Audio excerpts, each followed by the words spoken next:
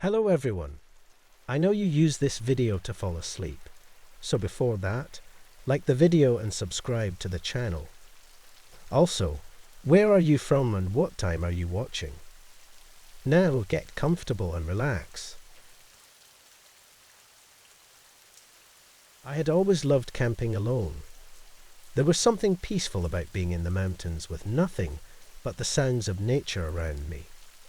No people, no city noise, just me, the trees and the stars. It was my way of clearing my head, escaping the stress of daily life.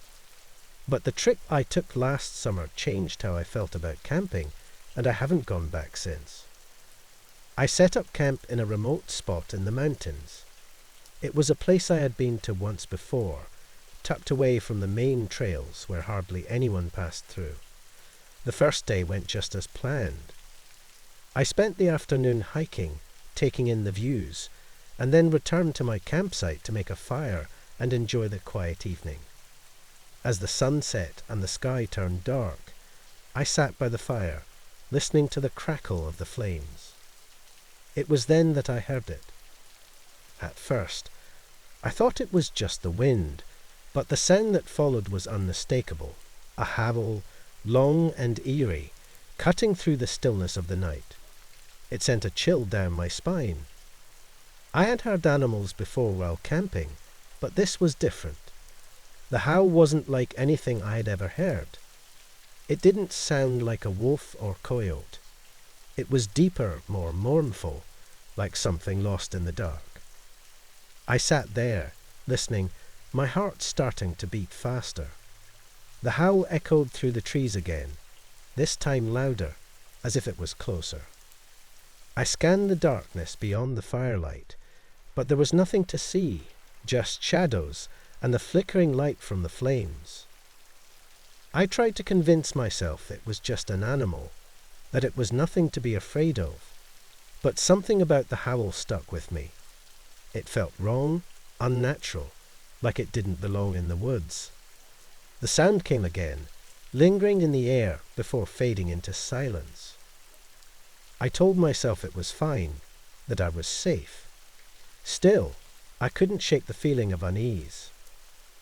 I eventually crawled into my tent, hoping to sleep, but the silence felt heavier than usual. Every small sound outside, the rustling of leaves, the creak of branches, made me jump. My mind kept going back to that howl, wondering what could have made it. I barely slept that night, lying there with my ears tuned to the quiet, waiting for the sound to come again. But after that last howl, the forest was silent. The next morning, I packed up camp and headed back toward the ranger station. I was still thinking about the howl, and part of me wanted to ask someone about it. Maybe the park rangers knew what kind of animal made that noise, something I hadn't come across before. When I arrived at the station, I found one of the rangers, an older man with a weathered face and a calm demeanor. I told him about the howl, trying to sound casual, though I could feel the tension in my voice. He listened quietly, not interrupting until I finished describing the sound. "Where did you hear this?" he asked, his expression changing slightly. I told him the general area where I had camped, expecting him to tell me it was just some common animal. But instead, he looked at me with a strange seriousness. "That howl," he said slowly, "hasn't been heard in years." I frowned, confused. "What do you mean?" He leaned forward, lowering his voice a bit. "Years ago, there was a search party sent out into those mountains. A group of hikers had gone missing, and we were trying to find them. But during the search, the team started hearing that same howl you described. They heard it for days, echoing through the trees, getting closer each night." I felt a chill run through me. What happened to the search party? The ranger paused, his eyes darkening. "They never came back." I stared at him, unsure if he was messing with me, but the look on his face told me he was serious. "What do you mean they never came back?" I asked. "They vanished," he he said. "No one knows what happened to them. The only thing we ever found was their camp, abandoned. No signs of a struggle, no tracks leading out, just empty tents and supplies. And after that, the howls stopped. We never heard them again, until now, it seems." I didn't know what to say. The ranger stood up, giving me a look that sent another wave of unease through me. "I'd be careful if I were you," he added. "Those woods have stories, old stories, about things that live deep in the mountains. Things best left alone." I left the ranger station with a sense of dread, the weight of his words settling in. I couldn't stop thinking about the howl, or the search party that had disappeared. It felt like I had come too close to something I wasn't meant to find. The mountains, which had always felt like a safe escape, now felt different, darker. I haven't been camping since that trip. I still think about that night sometimes, the howl that echoed through the trees, and the feeling that something was out there in the darkness, watching. I've always enjoyed the solitude of hiking deep in the woods. The farther I could get from the noise of the city, the better. There's something about the quiet, the feeling of being completely alone with nature, that calms my mind like nothing else. On this particular day, I decided to venture into a trail I'd never explored before, deep in the forest, far from the usual crowded paths. The trail was peaceful, with only the sounds of birds and the rustling of leaves beneath my boots. I had started early, hoping to make the most of the day, and after hours of walking, I hadn't seen another soul. It was exactly the kind of escape I was looking for. The trees grew thicker as I ventured farther in, and the sun filtered through the branches, casting long shadows on the path. About halfway through the trail, I rounded a bend and spotted someone up ahead. It surprised me because I had been sure I was alone. The hiker was moving slowly in the opposite direction, coming toward me. He was wearing an old, worn jacket, his head down slightly, with a large backpack strapped to his back. As we got closer, I expected some sort of greeting, maybe a quick hello or a friendly wave, but he didn't say a word. When our eyes met, he just gave me a small nod and continued walking. I nodded back, thinking nothing of it at the time. Some people prefer the quiet after all, and I was one of them. We passed each other, and I kept walking. But something about the encounter lingered in my mind. There was something strange about him. I couldn't put my finger on it at first, but as I continued along the trail, I realized what it was. His footsteps had been completely silent. No sound of twigs snapping or leaves crunching, even though the forest floor was covered in dry leaves. It was as if he had moved through the woods without disturbing anything at all. A cold shiver ran down my spine, but I brushed it off, telling myself I was overthinking it. People hike all the time. Maybe he was just light on his feet. I tried to shake the thought and enjoy the rest of the trek, but the silence felt heavier now, more oppressive. The birds had stopped singing, and the wind seemed to have died down completely. By the time I reached the clearing, where I had planned to stop for a break, I couldn't shake the uneasy feeling. I sat down on a large rock, pulling out my water bottle, trying to enjoy the quiet moment. But my mind kept going back to that hiker, the one who hadn't said a word, the one whose footsteps I never heard. As I sat there, I realized something else.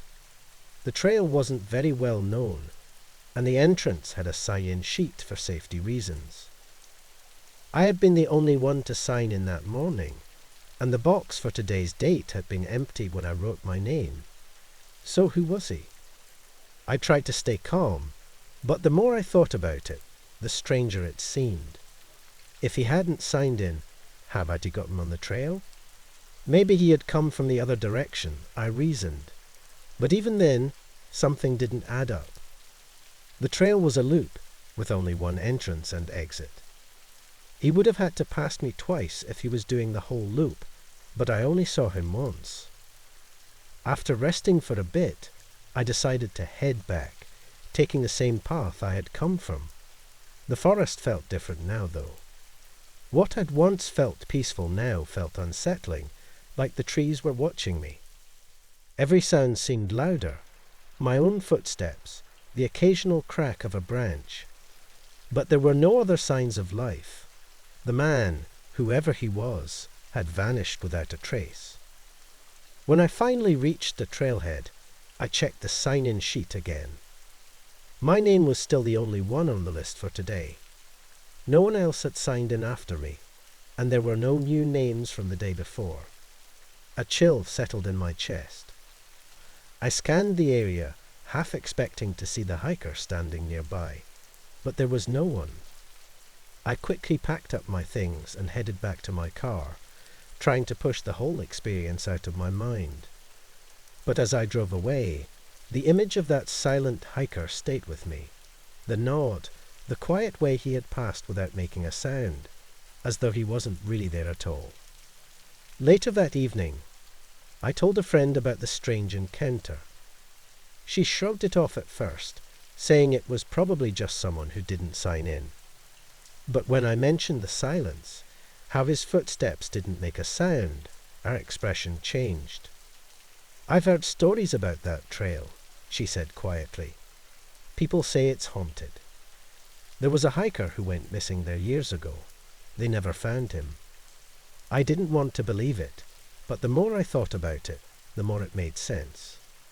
To this day, whenever I go hiking, I can't help but think of that man in the woods. We'd have been planning the camping trip for weeks, just a small group of friends, getting away from the noise of the city for a weekend in the woods. It was supposed to be a relaxing getaway, nothing but a campfire, good stories, and the peaceful sounds of nature. That's what we thought anyway.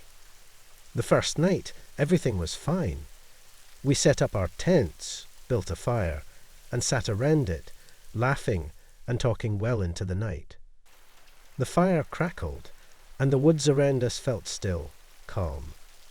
We were miles away from the nearest town, completely cut off from the rest of the world, and that was exactly what we wanted. But as the night wore on, something changed. At first, it was subtle, something you'd barely notice, unless you were paying attention. The fire flickered, casting long shadows that danced around the clearing. We didn't think much of it. Shadows always look strange in the light of a campfire. But then I saw something. A shadow that didn't move with the others. It wasn't dancing or shifting like the rest. It was just there, standing at the edge of the light, as if watching us. I blinked and it was gone, swallowed up by the darkness. I didn't mention it to anyone at first, thinking maybe it was just a trick of the fire. But I kept looking, my eyes drawn to that spot where the trees met the shadows. After a while, one of my friends, Sarah, went quiet. I could tell something was bothering her. She kept looking over her shoulder, as if she was hearing something just beyond the campfire. "Did you guys see that?" she asked suddenly, her voice low. "See what?" I asked, though I already had a feeling I knew what she meant. "I don't know," she said, frowning. "It looked like someone was standing out there, just beyond the trees." A few of us laughed it off, teasing her about being scared of the dark.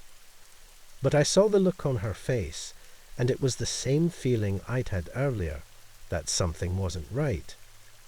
I looked toward the trees again, and for a moment I thought I saw it too. A dark shape, standing still, just beyond the reach of the firelight. I didn't say anything, but now I couldn't ignore it. As the night went on, more of us started noticing it. A shape, a shadow, always just beyond the campfire's glow. It never came closer, but it never went away either. We would catch glimpses of it out of the corner of our eyes, but every time we turned to look directly at it, there was nothing there. The unease started to settle in, like a weight pressing down on us. The fire, which had felt warm and comforting just a few hours before, now seemed small, barely keeping the darkness at bay. The woods around us felt alive, like they were holding their breath, waiting for something. At one point, I stood up, wanting to shake the feeling off. I walked a few steps away from the fire, just enough to feel the cool air away from the heat. As I stood there, looking out into the trees, I felt it, the undeniable sense that someone was watching me. I couldn't see anything, but I knew it was there, somewhere in the darkness. I hurried back to the fire, my heart racing. I didn't say anything to the others, but I could tell they felt it too. The conversation had died down, replaced by nervous silence. Every now and then, one of us would look up, scanning the edge of the clearing, but no one said a word about what we were all thinking.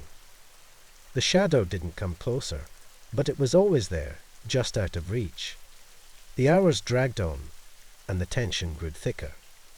We tried to keep the fire going, tossing more wood onto it, but no matter how high the flames grew, the shadow remained, lurking at the edge of the light. Eventually, someone suggested we call it a night, but none of us really wanted to leave the safety of the fire. The thought of stepping away, of going into the tents where the fire couldn't protect us, made my stomach turn. But we couldn't stay up all night, so we agreed to sleep in shifts, with 2 people staying awake at all times to keep the fire going. I was part of the first shift, sitting close to the fire with Sarah, while the others went to their tents. The shadow stayed where it had always been, just beyond the trees, never moving, but never leaving. We didn't talk much, just stared into the flames, hoping the light would be enough to keep whatever it was at bay. As the hours passed, the fire slowly died down, and with it, so did the feeling of being watched. By the time it was my turn to sleep, the shadow had faded back into the darkness, leaving nothing but the quiet of the woods behind. We never talked about the shadow again after that night. The next morning the woods seemed peaceful again, like nothing had ever been out there. But I knew better. We all did. Whatever we had seen, whatever had been watching us, was still out there, just waiting for the night to return. It was supposed to be just another camping trip. My friends and I had planned this weekend for weeks, or a break from the chaos of everyday life. The weather was perfect, the campsite secluded enough to feel wild, but not too far from civilization. When we arrived at the park, we checked in with the ranger like we were supposed to. He seemed friendly enough at first, maybe a little tired, but his eyes grew sharp the moment we mentioned hiking out past Ridge Trail after dark.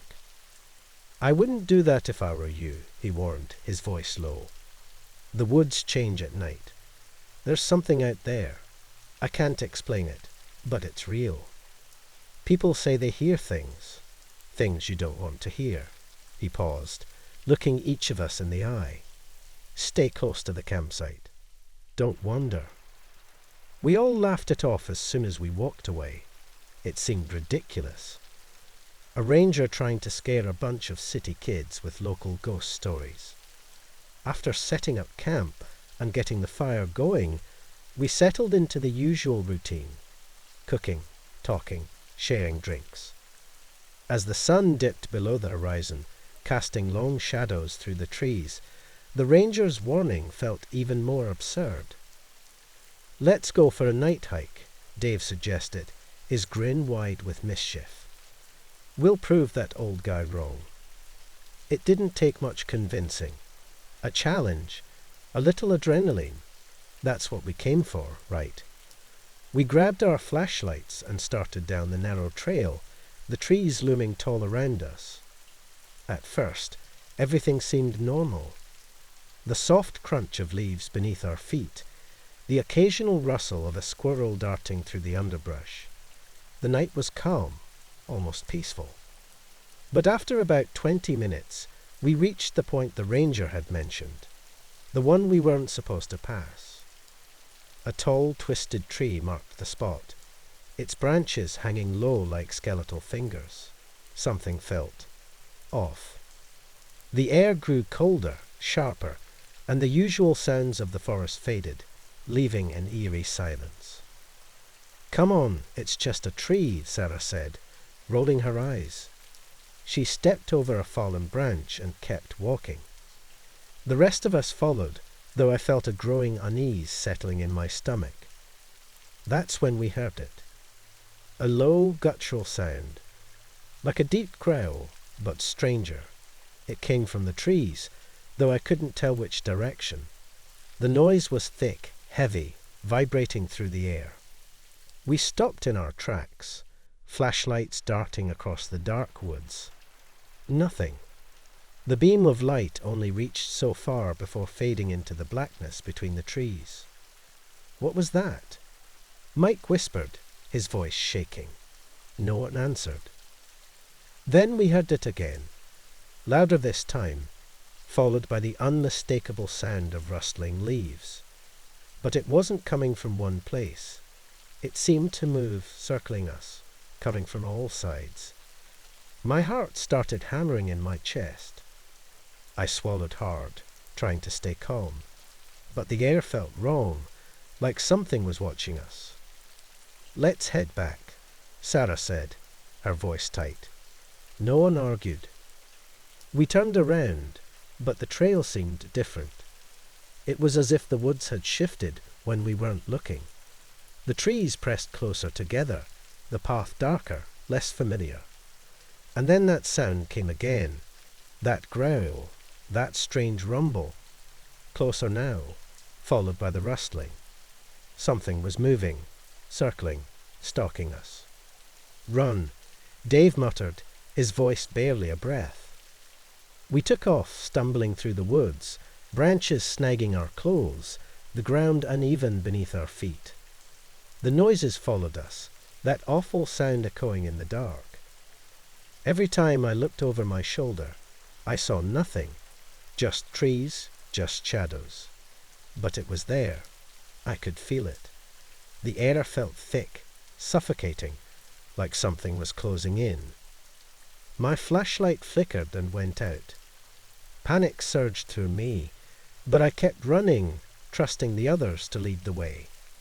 My breath was ragged, my legs burning as we barreled through the trees. The noises were everywhere now, surrounding us, like the forest itself was alive, hunting us. Finally, the trees thinned, and we burst into the clearing where our camp sat, the fire still crackling weakly. We collapsed by the fire, gasping for breath, but the sounds had stopped. The growling, the rustling, all of it was gone. The silence returned, heavy and unnatural. For a long time, none of us spoke. We just sat there, staring into the flames, trying to make sense of what had just happened. My mind raced, but I couldn't explain it. I didn't want to. The next morning, we packed up early, not bothering to eat breakfast. As we loaded the car, the ranger appeared again, standing at the edge of the clearing, watching us with those same tired eyes. He didn't say anything, didn't ask if we were okay. He just nodded slowly, like he already knew. We never spoke about it again. The air was crisp that morning, as I set out on the remote trail, a narrow path winding through miles of untouched wilderness. I had been hiking for days, trying to disconnect from the world. There was something freeing about being alone in nature. No phone service, no people, just the sounds of birds and the wind through the trees. I thought I was truly alone, but I was wrong. It started as a regular day. The sun peeked through the canopy, casting dappled shadows on the forest floor. The trail was barely visible at points, more like an animal path than something meant for humans. But I liked it that way, and it felt raw, untamed. I stopped for a moment to take in the view, the smell of pine and earth surrounding me. That's when I saw it. Off in the distance, maybe 50 yards away, stood an animal. At first, I thought it was a deer or maybe a coyote, just another creature blending into the trees.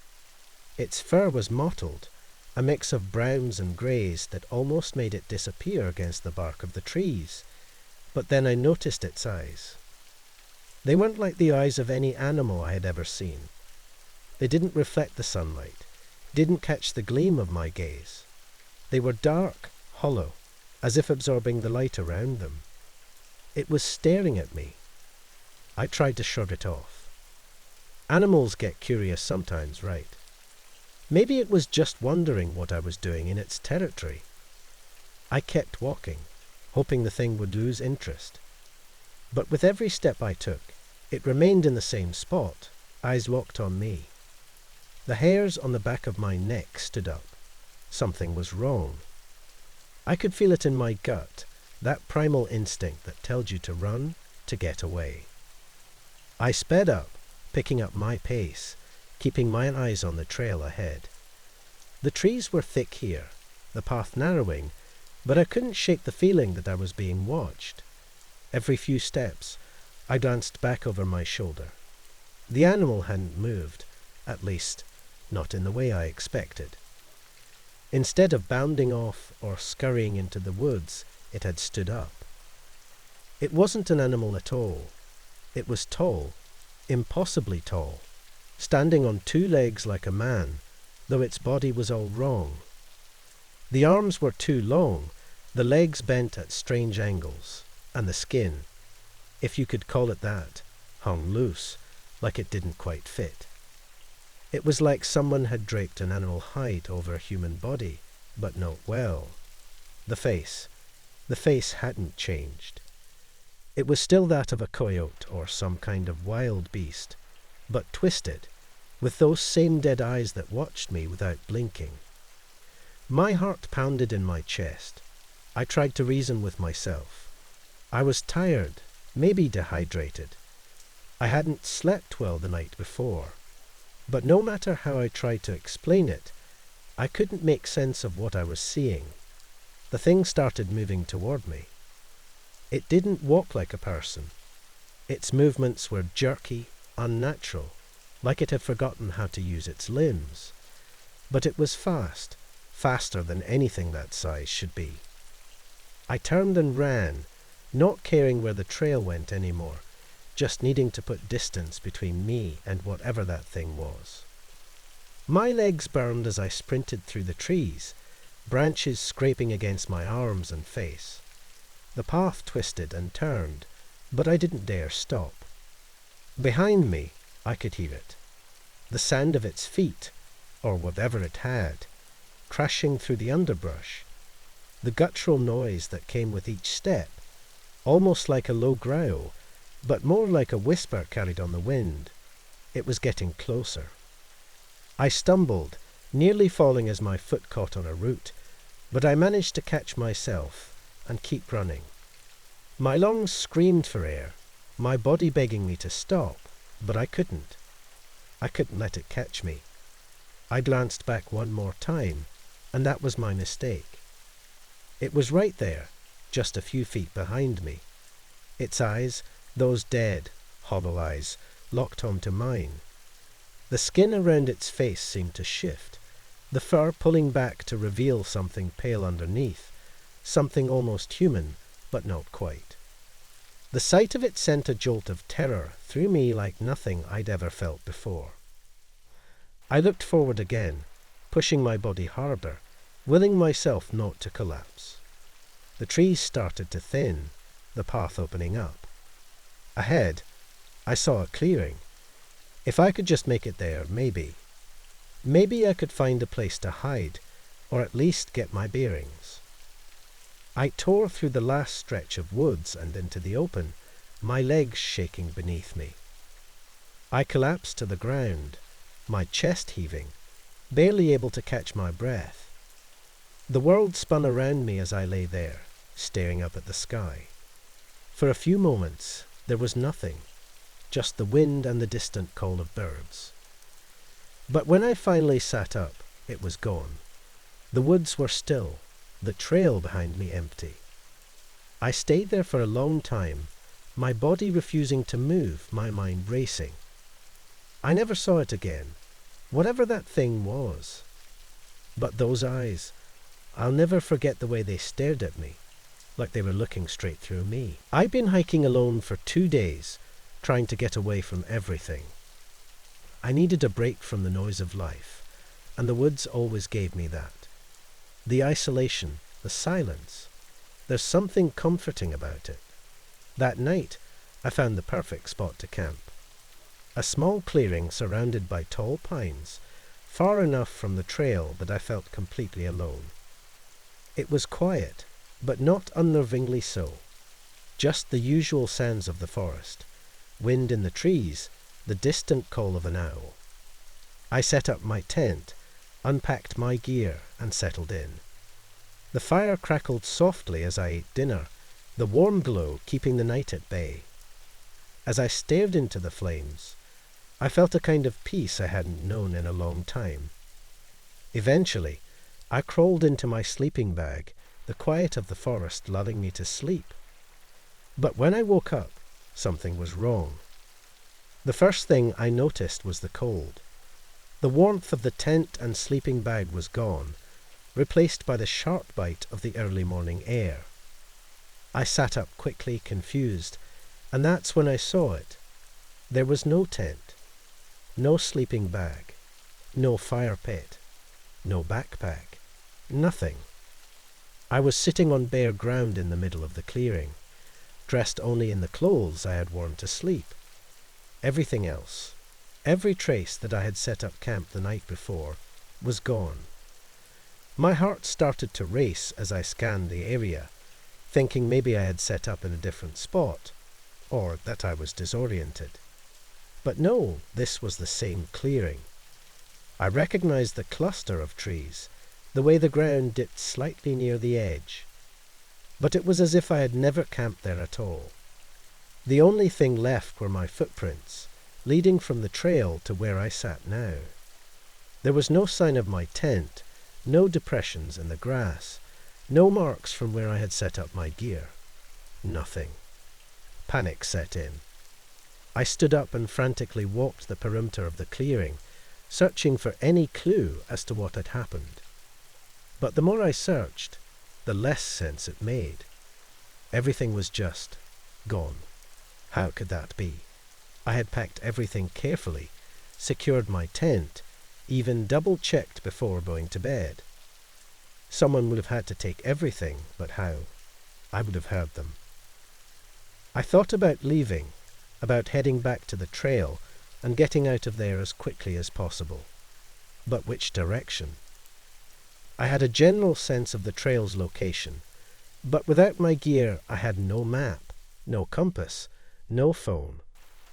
I felt utterly lost, not just physically, but mentally. How does everything just disappear overnight? Trying to calm down, I retraced my steps from the night before, following my footprints back to the trail.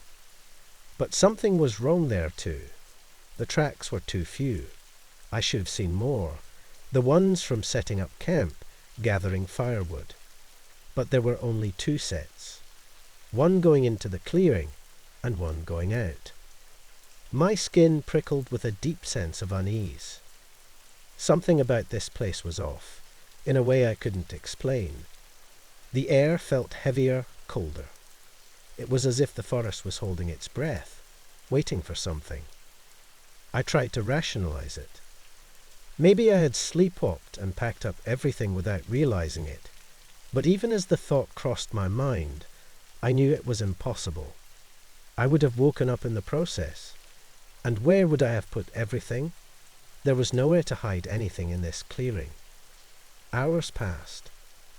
I walked back and forth between the clearing and the trail, looking for any clue, any sign of my things, but nothing changed. The sun was high in the sky now, but the warmth didn't reach me. I felt exposed, vulnerable, like something unseen was watching me. I kept expecting to see someone, or something, just out of the corner of my eye, but every time I turned, there was nothing there. The worst part wasn't the missing gear. It was the silence. The forest, which had been alive with sounds the night before, was now oppressively quiet. No birds, no wind, nothing. It was like the world had gone still, as if I were the only person left alive. As the day wore on, I felt an overwhelming sense of dread creeping in. I couldn't stay here, but the idea of wandering through the forest, unarmed and unprepared, terrified me. But staying felt worse. It felt like something was closing in on me, like the forest itself was swallowing me up. I decided to leave, to follow the trail and hope I found my way back to civilization.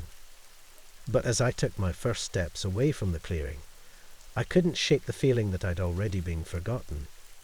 Like I was walking away from something I'd never understand, something that had quietly erased every trace of me from this place. The forest had taken my things, but what scared me the most was the thought that maybe it was coming for me next. I've always found hiking peaceful, especially when I'm alone in nature. This time, I chose a trail deep in the backwoods of a state park I hadn't visited before. It wasn't on the popular maps, which made it even more appealing. The ranger at the station gave me a strange look when I mentioned the trail. "You sure about that one?" he asked, sounding casual but watching me closely. "It's not well travelled. Most folks stay clear." I shrugged it off. That's what I wanted, quiet and isolation. He handed me a map, pointed out the trailhead, and sent me on my way. The trail was perfect, narrow, winding, and shaded by thick canopies of trees. I walked for hours, enjoying the cool air, the smell of pine, and the rustle of leaves. But as the sun started to dip lower, I heard something strange. At first it was faint, almost like the wind, but the longer I listened, the clearer it became. It wasn't the wind at all. It was whistling. It wasn't a bird or any animal I knew. It sounded like a person whistling a tune, but there was no rhythm to it, just random notes. I stopped and turned in a slow circle, trying to figure out where it was coming from. But the sound seemed to move, 1 second behind me, then to my left, then ahead. It was as if the whistling was circling me, staying just out of sight. I told myself it was nothing, maybe some odd acoustics in the trees, but it kept following me, getting louder. With each step I took, the unease in my chest grew. The sun was nearly gone now, and the shadows were stretching longer. The whistling didn't stop. It seemed to be everywhere. I picked up my pace, trying to shake the feeling, but the whistling only grew closer. I glanced over my shoulder, but there was no one there, just the trees standing still. "Hello," I called out, my voice shaky. The whistling didn't answer. It just kept going, circling me, never stopping. My heart began to race as I walked faster, then broke into a jog. I didn't care about the trail anymore. I just wanted to get away from the sound. The path grew darker, and my flashlight barely cut through the thickening shadows. I could hear the whistling behind me now, closer than before, going through the trees. My skin prickled with fear. It felt like something was watching me, following me. When I finally saw the lights of the ranger station up ahead, I sprinted toward it, my breath coming in ragged gasps. I burst through the door, startling the ranger behind the desk. "You all right?" he asked, his expression shifting to concern when he saw the panic in my eyes. "I heard whistling," I said, trying to catch my breath. It followed me. It was everywhere. The ranger's face went pale. He stared at me for a moment, then quietly said, "You need to leave. Right now." I blinked, confused. "What? Why?" His voice grew sharp. "Pack your things and get out before it's completely dark. Don't ask questions. Just go." "But—" "Go," he snapped, slamming his fist on the desk. His eyes were wide with fear. "I'm not explaining it. Just leave." I didn't argue. Something about the way he said it, the urgency, the fear, told me I needed to listen. I rushed to grab my gear, threw everything into the car, and sped out of the parking lot, not daring to look back. As I drove, the unease from earlier still clung to me. I kept glancing in the rearview mirror, half expecting to see something lurking in the trees. Once I got home, I couldn't stop thinking about the ranger's reaction. What had he been so afraid of? Why wouldn't he explain? I started searching online, looking for anything that could explain what I'd heard. That's when I found the local stories. The people who lived near the park talked about something strange in those woods. Skinwalkers, they called them, creatures that could mimic sounds, whether animals or humans, to confuse you. They would whistle to lure you off the path, leading you deeper into the forest. Once you were lost, they'd make their move. No one knew exactly what happened after that. The people who heard the whistling and saw them never came back.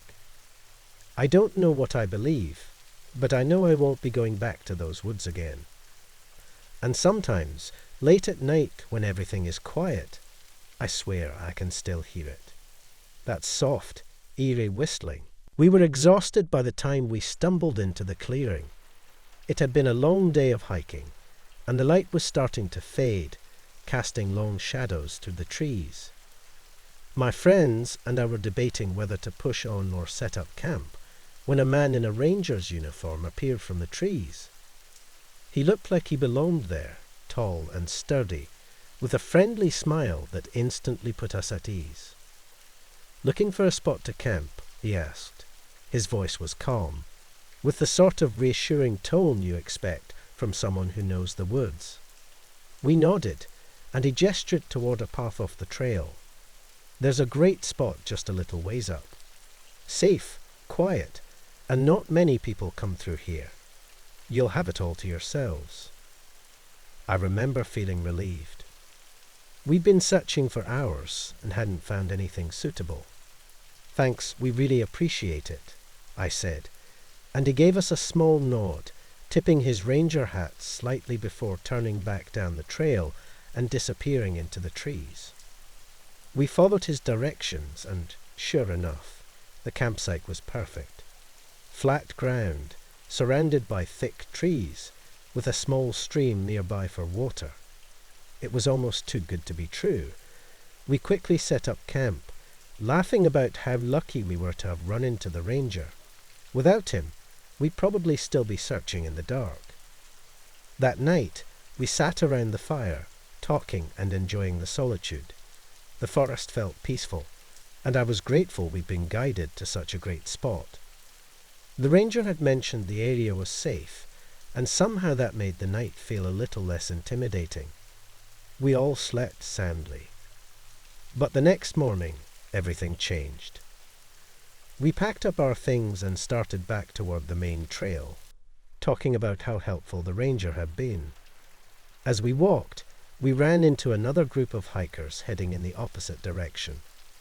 We exchanged the usual pleasantries, and one of them asked, "Where'd you guys camp?"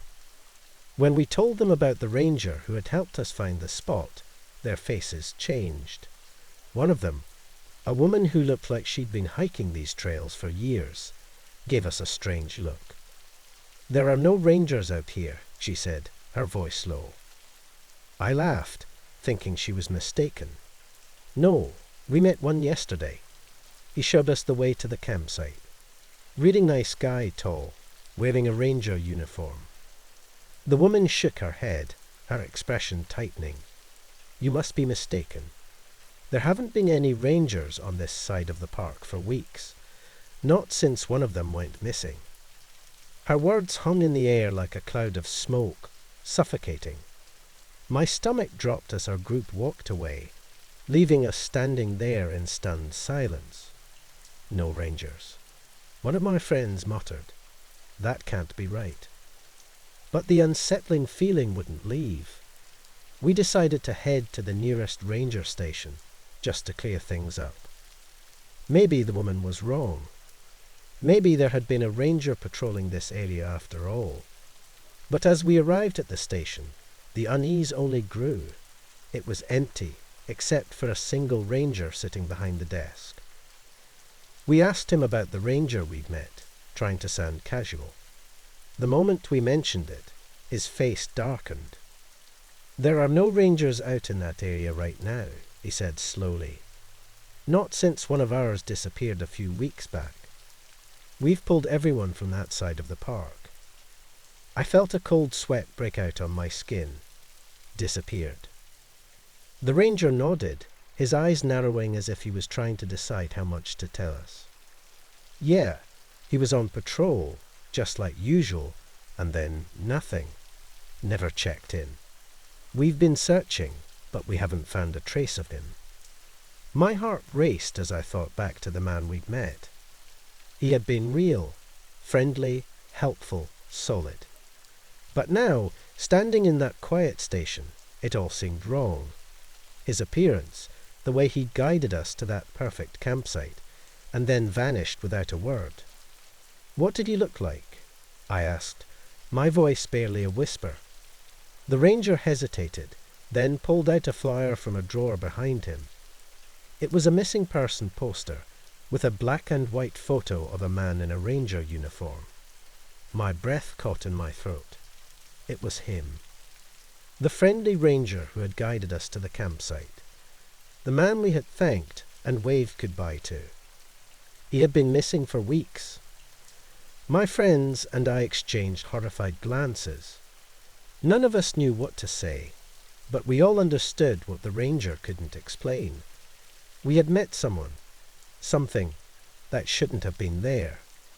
Something pretending to be the ranger, walking the trails as if nothing had happened. But why had it helped us? Why lead us to safety? I couldn't shake the feeling that whatever it was, it hadn't wanted us to stay lost in the woods. But that thought didn't comfort me. Instead, it filled me with a dread I couldn't explain. As we left the station, I couldn't help but look over my shoulder, half expecting to see him standing there watching us. But there was nothing. We arrived at the campsite just before sunset.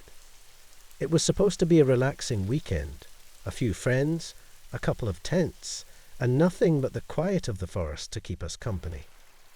The kind of trip where you swap stories around the campfire and sleep under the stars. There were 5 of us, me, Jake, Sarah, Tom, and Emily. We'd all been friends for years, and this trip felt like the perfect escape from the noise of everyday life. As the sky grew darker, we got the fire going, and the night came alive with its usual sounds. The crackle of the flames mixed with the chirping of crickets and the occasional rustle of leaves in the trees. It was peaceful in the way only nature can be.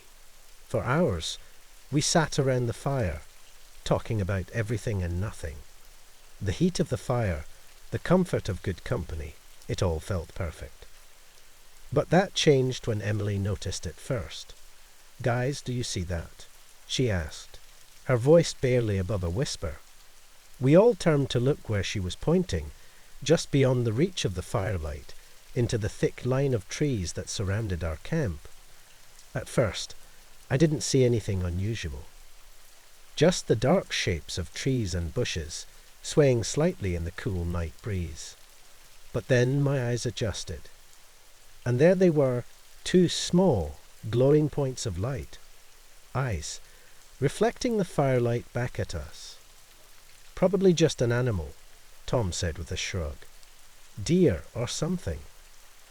"Deer don't stare at people like that," Sarah muttered, her eyes never leaving the spot. She was right. The eyes weren't moving, just watching. Jake grabbed his flashlight and shined it toward the eyes. But the moment the beam hit the trees, the eyes blinked out of existence. We all looked at each other, uneasy but trying to brush it off. Out here, animals were part of the experience, right? Still, we were all feeling a little on edge after that. It was hard not to be. Then we saw another pair, and another. All around us, just at the edge of our campsite, pairs of glowing eyes appeared. They stayed just far enough back that the firelight couldn't fully reach them. Sometimes one pair would disappear, only to be replaced by another.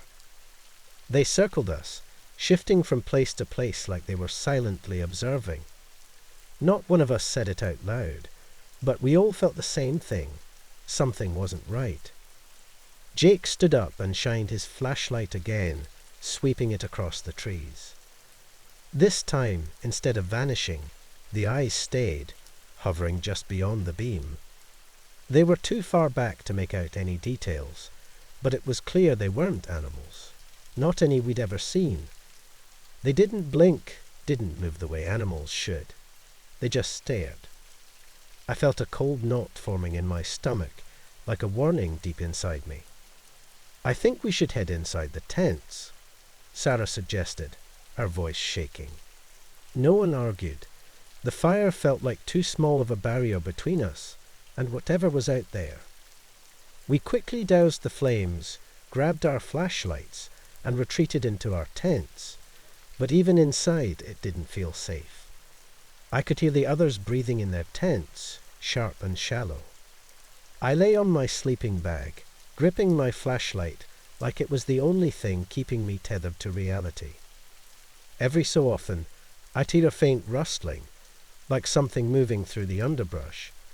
But there were no footsteps, no animal sounds, just the rustling and the unsettling presence of those eyes watching us from the dark. None of us slept that night.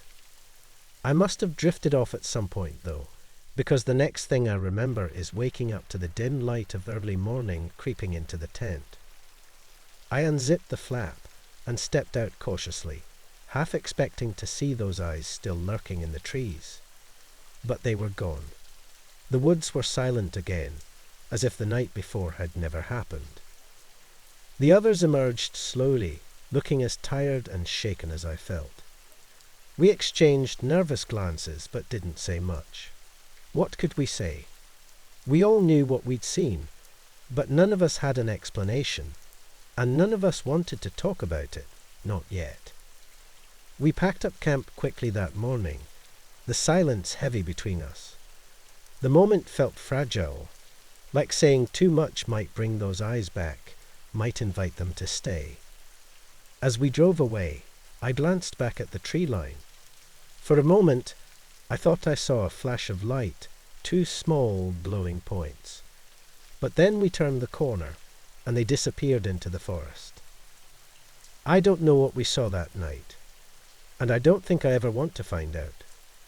All I know is that something out there was watching us. Something that stayed just at the edge of the light, waiting. And somehow, I don't think it was just passing through. Whatever it was, it had seen us. And now, I can't shake the feeling that it will remember. I've hiked this trail countless times. It's become my go-to escape when I need to clear my head. It starts at the old parking lot, winds through the woods for about 5 miles, then loops back around. Simple. Predictable. I've never had any issues before. Today felt no different, at first. The sun was high, the air crisp, and the ground damp from last night's rain. Birds chirped overhead, and the familiar crunch of leaves beneath my boots was oddly comforting. I knew every twist and turn, every old tree and fallen log. It was a path I could follow with my eyes closed. But something was off today. About an hour in, I noticed the silence. The birds had stopped singing. It wasn't gradual, it was sudden, like someone hit mute on the world. I stopped for a second, listening. Nothing. No wind, no rustling of leaves, just dead air. But I brushed it off. Forests can get quiet sometimes, right? I kept walking. After a few more minutes, I decided to turn back. I had things to do later, and I'd already walked further than I planned. I spun around, expecting to see the familiar path leading back to the trailhead. But what I saw stopped me cold. The trail was gone. I'm not saying it faded or was hard to see. I mean, it was completely gone. Where there should have been a well-worn path, there was now thick undergrowth, brambles, and trees that hadn't been there minutes ago. I stared at it, blinking, as if my eyes were playing tricks on me. I retraced my steps, thinking maybe I'd wandered off the trail without noticing. But no, I was on the same path I'd been following all morning, except now, behind me, it had vanished. Panic started to creep in, but I shook it off. This was my trail, my forest. I knew it like the back of my hand. I turned back around and kept walking. If I kept going, I'd hit the loop, and it would lead me back to the start. Right? It had to. But the longer I walked, the less familiar things became. Trees I'd never seen before loomed overhead. The undergrowth grew denser, almost like it was swallowing the trail. My heart began to race, but I told myself to stay calm. I just needed to keep walking. The loop would appear eventually. It always did. Another hour passed, maybe more. My legs were getting tired, my throat dry. The sun, once high in the sky, had begun to dip. That didn't make sense. It shouldn't have taken this long. I should have been back by now. I stopped again, trying to gather my bearings. My phone. I reached for it, hoping to pull up a map, but the screen was blank. Dead. It had been fully charged when I left, but now it wouldn't even turn on. Great. The unease I'd been trying to push down started bubbling up again. I had no idea where I was anymore. The trees looked twisted, almost unnatural, their branches reaching out like gnarled hands. The silence was suffocating, pressing in from all sides. I decided to head back the way I'd come, even if there was no trail. Maybe I'd find something familiar, maybe even another hiker. But as I turned around, my stomach dropped. The path behind me was gone again. Thick bushes and tangled vines had filled in where I'd just walked. It was as if the forest itself was closing in on me. I took a deep breath and pushed through the undergrowth, thorns snagging at my clothes and skin. Every step felt harder, like the forest was resisting me. I kept walking, pushing forward, but no matter how far I went, the trailhead never appeared. The woods seemed endless, stretching on in every direction. The trees were taller now, their trunks impossibly wide. The undergrowth was so thick I could barely move. The panic I'd been holding at bay finally broke free. I called out, yelling for help, for anyone, but the words were swallowed by the oppressive silence. It was like the forest was mocking me, refusing to acknowledge my presence. I kept walking, though my legs ached and my throat was raw from shouting. The light was fading fast, the shadows between the trees growing longer, darker. My mind raced, trying to make sense of it all, but nothing made sense anymore. Hours passed. Maybe it was days. Time felt meaningless out here. The forest seemed to shift and change around me. Landmarks I thought I recognized would vanish when I approached them, replaced by more trees, more thorns, more shadows. At some point, I sat down, utterly exhausted. My legs wouldn't carry me anymore, and my mind was too foggy to think straight.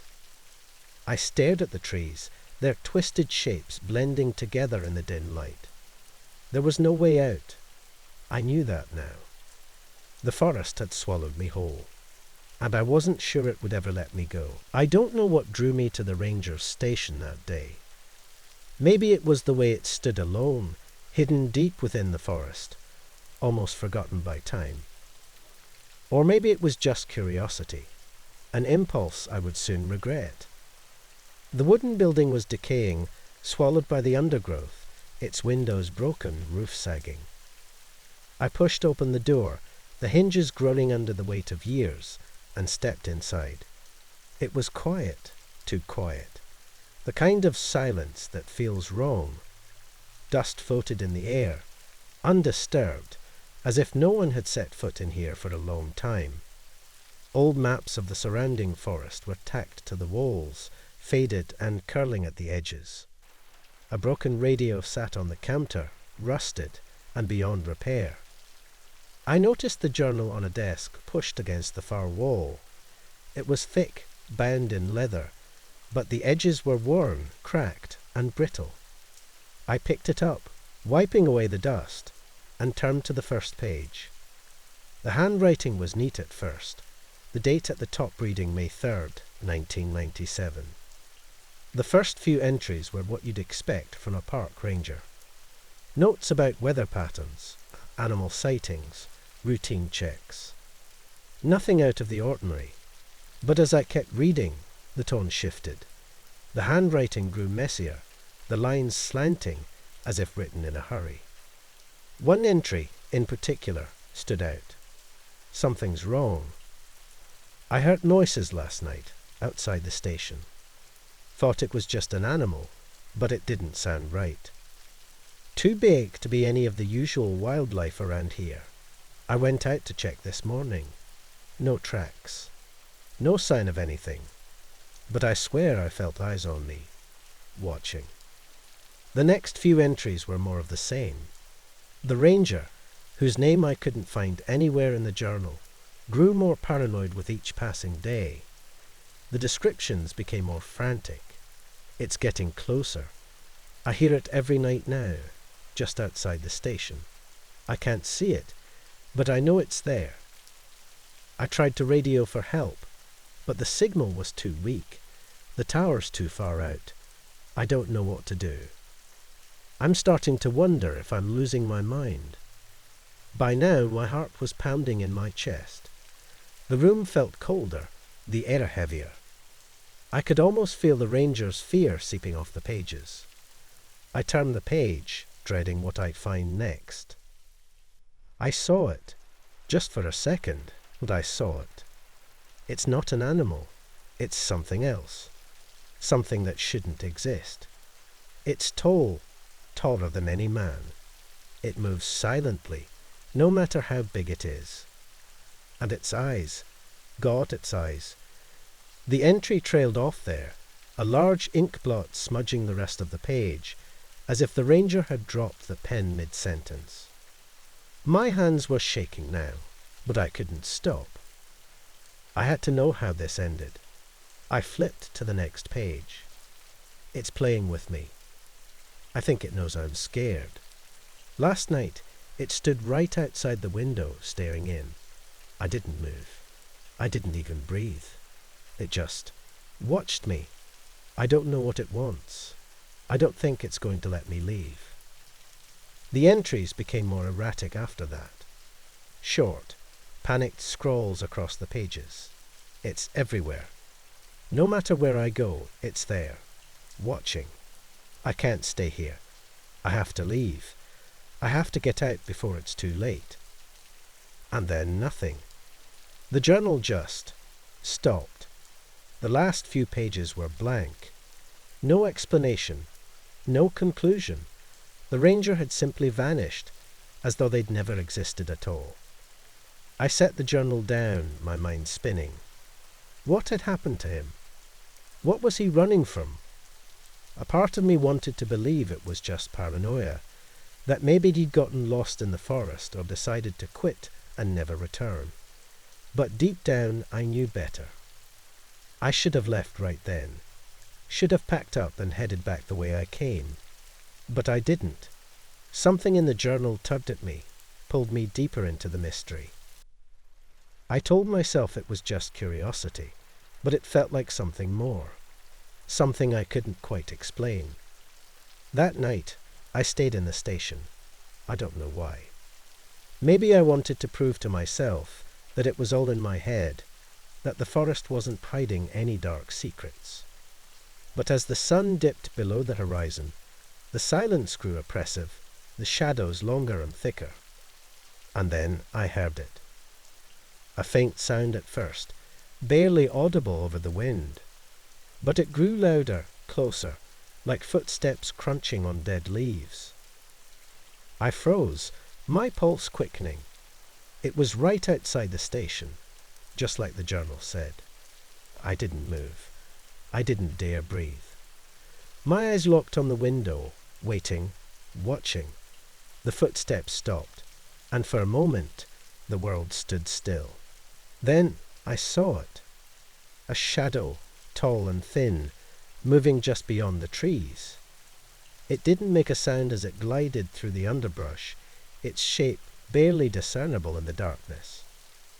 I couldn't see its eyes, but I knew they were on me, watching.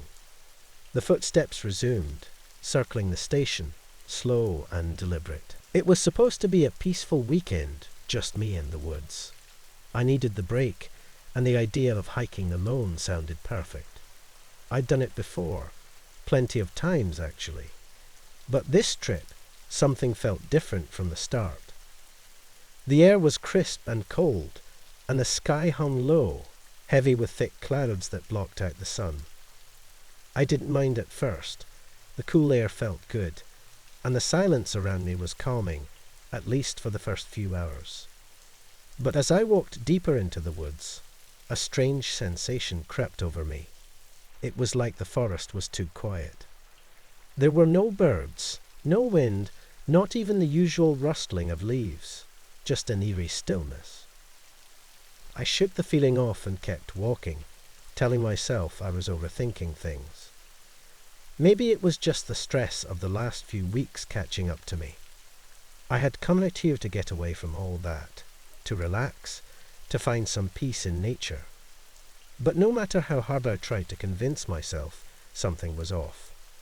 The quiet was heavy, like it was pressing down on me. After a while, I heard something, a sound that didn't fit with the silence. It was faint, barely noticeable at first, but it was there. Footsteps. Not mine, but something or someone else's, just behind me. I stopped and listened, turning my head slightly. As soon as I did, the sound vanished. There was nothing but the quiet woods around me. I laughed nervously, shaking my head. "You're losing it," I muttered to myself. But as I started walking again, I heard it once more. This time, it was clear, like whoever, or whatever, was behind me was trying to match my steps. Every time I moved, they moved.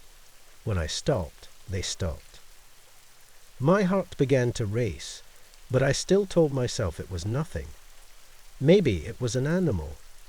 Deer were common in these woods, or maybe it was just an echo from my own footsteps bouncing off the trees. I picked up the pace, hoping to shake off the feeling, but as I did, the footsteps grew louder, keeping in time with mine. I spun around quickly, but the path behind me was empty. The trees stood there, still and tall, like they had been all day. No movement, no sign of life, just shadows creeping in as the sky grew darker. I stood there for a moment, staring, trying to calm my nerves. There was nothing. No one. I turned back to the trail, forcing myself to keep going. The campsite was still a couple of hours away, and I wanted to make it there before dark. But the footsteps wouldn't stop. Every time I thought I'd lost them, they came back, soft but steady, always just a little too close. At one point, I stopped again and strained my ears, trying to hear past the pounding of my own heartbeat. The footsteps stopped too, but I heard something else. Breathing. Soft, shallow breathing, just behind me. I whipped around, but again, there was nothing there. A chill ran down my spine, and for the first time, I felt real fear. I wasn't alone. Something was out there following me, and it wasn't trying to hide anymore. I thought about turning back, heading for the trailhead, but I was too deep in the woods now. It would be dark soon, and I'd be lost in the thick trees if I tried to backtrack. I pulled out my phone, but there was no signal, not that I was expecting one. The sun was getting lower, casting long shadows across the forest floor, and I knew I had to keep moving. I couldn't stay out here in the dark. I started walking faster, almost jogging, but no matter how fast I moved, the footsteps followed. They were louder now, closer. My breath came in short, panicked bursts, and I could feel eyes on me, watching, waiting. I didn't want to run. I didn't want to give in to the fear, but the sound of those footsteps was relentless. Finally, I couldn't take it anymore. I broke into a full sprint, my legs burning as I flew down the trail. The footsteps behind me quickened too, like whatever was following me had been waiting for me to make that move. I could hear them now, loud and heavy, right behind me. I didn't dare look back. Up ahead, through the trees, I saw a clearing, my campsite. Relief flooded through me, but I didn't stop running. I reached the clearing, breathless and shaking, and skidded to a halt in front of the fire pit. I grabbed my lighter from my pack with trembling hands and lit the pile of kindling I'd left ready earlier. The fire crackled to life, casting flickering light around the clearing. I stood there, staring into the darkness of the trees, waiting for whatever had been following me to step out into the open. But nothing came. The footsteps had stopped, and the woods were silent once again. I love camping. There's something about the quiet of the woods, the stillness, and the disconnect from the noise of life that draws me back every year. This trip was no different. I had picked a remote spot, far from any trails or campsites, deep in a national forest. Just me, my tent, and miles of trees. It was supposed to be a peaceful escape. The first 2 days went by as expected. I hiked, cooked over the campfire, and read by the light of my lantern. The nights were a bit colder than I expected, but nothing too uncomfortable. By the third night, I felt more at ease with the silence, more in tune with the isolation. That night, after finishing my dinner, I crawled into my sleeping bag, leaving the lantern dim beside me as I scrolled through my phone one last time before the battery finally died. I had no signal, so it wasn't like I could check anything. The small screen just offered a brief connection to the world I'd left behind. After turning off the lantern, I lay there in the dark, listening to the wind move through the trees, the soft rustle of leaves, and the occasional snap of a twig far off in the distance. It wasn't scary, just normal forest sounds. I must have drifted off for a while, but sometime deep in the night, something woke me up. At first, I thought it was the wind.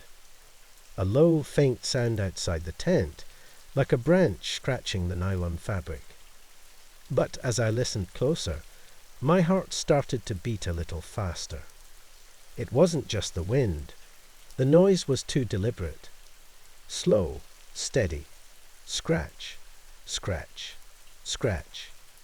I lay perfectly still, suddenly aware of how isolated I was. No one knew where I was camping, and I hadn't seen another person for days. I held my breath, waiting for the noise to stop, but it didn't. The scratching continued, circling the outside of my tent, moving from one side to the next. I convinced myself it had to be an animal, a raccoon maybe, or a curious deer. But it didn't sound right. The scratching was too controlled, too precise. My mind raced through possibilities. A bear? No, that would be louder. Maybe a coyote. But coyotes didn't scratch like this. The longer it went on, the more I realized whatever was outside wasn't acting like an animal. I shifted slightly in my sleeping bag, trying not to make any noise. My heart was beating so hard I was sure it would give me away. The scratching paused for a moment, and I strained to hear anything else. Footsteps, breathing, something. But there was only silence. After what felt like an eternity, the scratching started again, this time directly next to where my head was. I could hear the fabric of the tent moving under the pressure, the soft scrape of whatever was making the marks. I couldn't take it anymore. Slowly, I reached for the zipper of the tent, my hands shaking as I tried to move as quietly as possible. My breath was shallow, and I felt dizzy with fear, but I needed to see what was out there. I gripped the zipper and tugged it down just enough to peek through the small opening. There was nothing. The woods were empty, bathed in the faint glow of the moon. No sign of anything moving, no rustling in the bushes. I opened the flap wider, scanning the ground around the tent for tracks. Nothing. No paw prints, no disturbances in the dirt, just the undisturbed forest floor. Relief started to wash over me, but then I saw it. Deep, jagged claw marks running down the side of my tent. 4 long slashes, as if something had dragged its nails down the fabric. My stomach dropped. How could there be no tracks, no sign of anything, yet the tent was damaged like this? I stepped outside, fully expecting to see something hiding in the shadows of the trees. But there was only silence. No wind, no animals, just me, standing in the middle of the woods with those deep claw marks on my tent as the only evidence something had been there. I didn't sleep for the rest of the night. I stayed inside the tent, clutching my knife, my eyes darting to every little noise. But the scratching didn't come back. Nothing disturbed the tent again. As soon as the sun rose, I packed up camp as quickly as I could. Every few minutes, I glanced around, half expecting to see something lurking in the trees, watching me waiting. But there was nothing. No sounds, no scratches, only the eerie quiet of the woods. When I finally made it back to my car and drove away, I couldn't shake the feeling that something had been out there watching me. Whatever it was, it hadn't wanted to hurt me. Not yet, anyway. It had just wanted to let me know it was there, circling my tent, scratching, waiting. I haven't been camping since. I can't stop thinking about those marks on my tent, and how whatever left them didn't leave a single trace behind. I should have listened to the ranger. When my friends and I arrived at the campsite, the last thing we expected was a warning like that. It was supposed to be a fun weekend. Me, my brother James, our buddy Aaron, and his girlfriend Megan.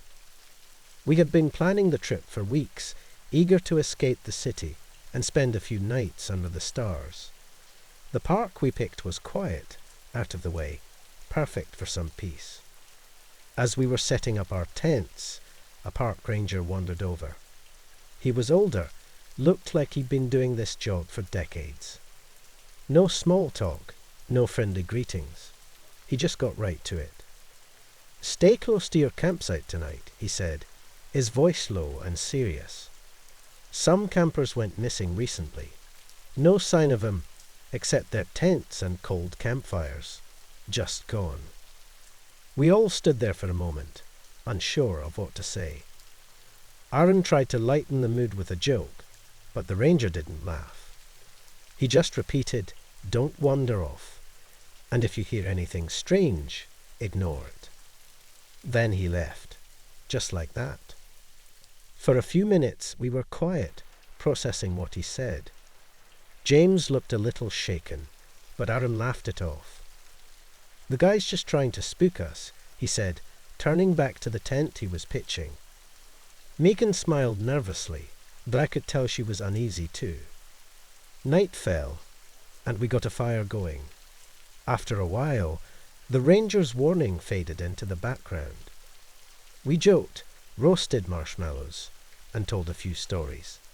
It was exactly what we had come for. But as the night wore on, the forest around us grew still. Too still. The usual sounds of the woods, rustling leaves, animals moving through the underbrush, were gone. It was like the whole place was holding its breath. That's when we heard it. help. It was faint at first, so quiet that I thought I imagined it. But then it came again, louder this time. A woman's voice, calling from somewhere in the trees. "Help me, please." We all froze. The voice sounded desperate, like whoever it was needed us now. Aaron grabbed his flashlight, standing up quickly. "Someone's out there," he said, already heading toward the sound. "Wait," I said. "Remember what the ranger said." Aaron waved me off. "Come on. Someone's in trouble. We can't just sit here." James and Megan exchanged nervous glances, but in the end, we all followed Aaron. I wasn't about to let him go out there alone. We moved through the woods, flashlights scanning the darkness. The voice called out again, guiding us deeper. But the deeper we went, the colder it got. There was something wrong with that cold. It wasn't the chill of night air. It felt unnatural. My skin prickled, and I started to regret leaving the campsite. After a few minutes of walking, we stumbled onto another campsite. There were 2 tents and a fire pit, but the fire was long dead, and the tents. They were empty. No bags, no supplies, just 2 open, abandoned tents. "Where is everyone?" Megan whispered. Aaron walked toward the fire pit, shining his light into the empty tents. Maybe they went looking for help. I looked around, the unease growing in my gut. Something about this place felt wrong. I couldn't explain it, but I could feel it. Like we weren't supposed to be there. Then we heard it again, the voice. But this time, it wasn't distant. It was close, too close. "Help me." I spun around, but there was no one there. Just the trees and the empty tents. Aaron's face went pale. "We need to go back," he said, his voice shaky. We didn't argue. We started back toward our campsite, but the moment we turned around, the footsteps started. Heavy, deliberate footsteps, moving through the trees. At first, I thought it was an animal, but it sounded wrong, too human. We sped up, practically jogging through the woods, but the footsteps followed, matching our pace. And then, just behind us, the voice came again. "Help me." But it wasn't the same as before. It sounded like Megan. I stopped dead in my tracks, staring at her, but she looked just as terrified as I felt. We ran. I didn't care about anything but getting back to the fire, getting back to the light. When we finally burst out of the trees and saw the flickering flames of our campfire, we collapsed by the tents, panting and terrified. The footsteps stopped. The voice stopped. For a long time, we just sat there, catching our breath, waiting for something to happen. But nothing did. The woods were quiet again, like before. Then, from the edge of the trees, the voice came one last time. "Help me." But it wasn't calling from the woods anymore. It was my voice. It was me. None of us slept that night. And at dawn, we packed up and left without a word. Whatever was out there, it wasn't human. And it was still waiting, mimicking us, learning our voices. I'll never forget how it sounded. Like me, calling out from the... I've always loved hiking, and when my friends suggested a night hike at Pine Hollow National Park, I was all in. The idea of being in the forest under the moonlight felt exciting, like we were taking on an adventure that was a bit more thrilling than our usual day hikes. There were 4 of us, Jake, Lisa, Matt, and me, and we set off down the trail around 9 p.m. The air felt thick that night, like the silence was holding something back. None of us said anything about it, but there was this strange, heavy feeling, almost like we weren't supposed to be there. The trail was narrow, surrounded by towering trees, and the light from our flashlights barely cut through the dark. After about an hour of walking, Jake, who was leading, suddenly stopped. He didn't say anything, just stared ahead. The rest of us slowed down and looked where he was staring. There, standing right in the middle of the path, was a man. He was older, probably in his 60s, and dressed in a park ranger uniform. His clothes looked worn, like he'd been wearing the same outfit for years, and his face was mostly hidden under the shadow of his ranger hat. He wasn't moving, just standing there watching us. "You should turn back," the man said, his voice flat but firm. "It's not safe up ahead." Jake, never one to be easily scared, stepped forward. "We're fine," he said, trying to sound confident. "We're just doing a night hike." The ranger didn't react to Jake's words. He just stared at us, his eyes shadowed beneath his hat. After a long pause, he spoke again, more forcefully this time. "Turn back. It's dangerous." There was something about him that didn't feel right. His presence made the hairs on the back of my neck stand up.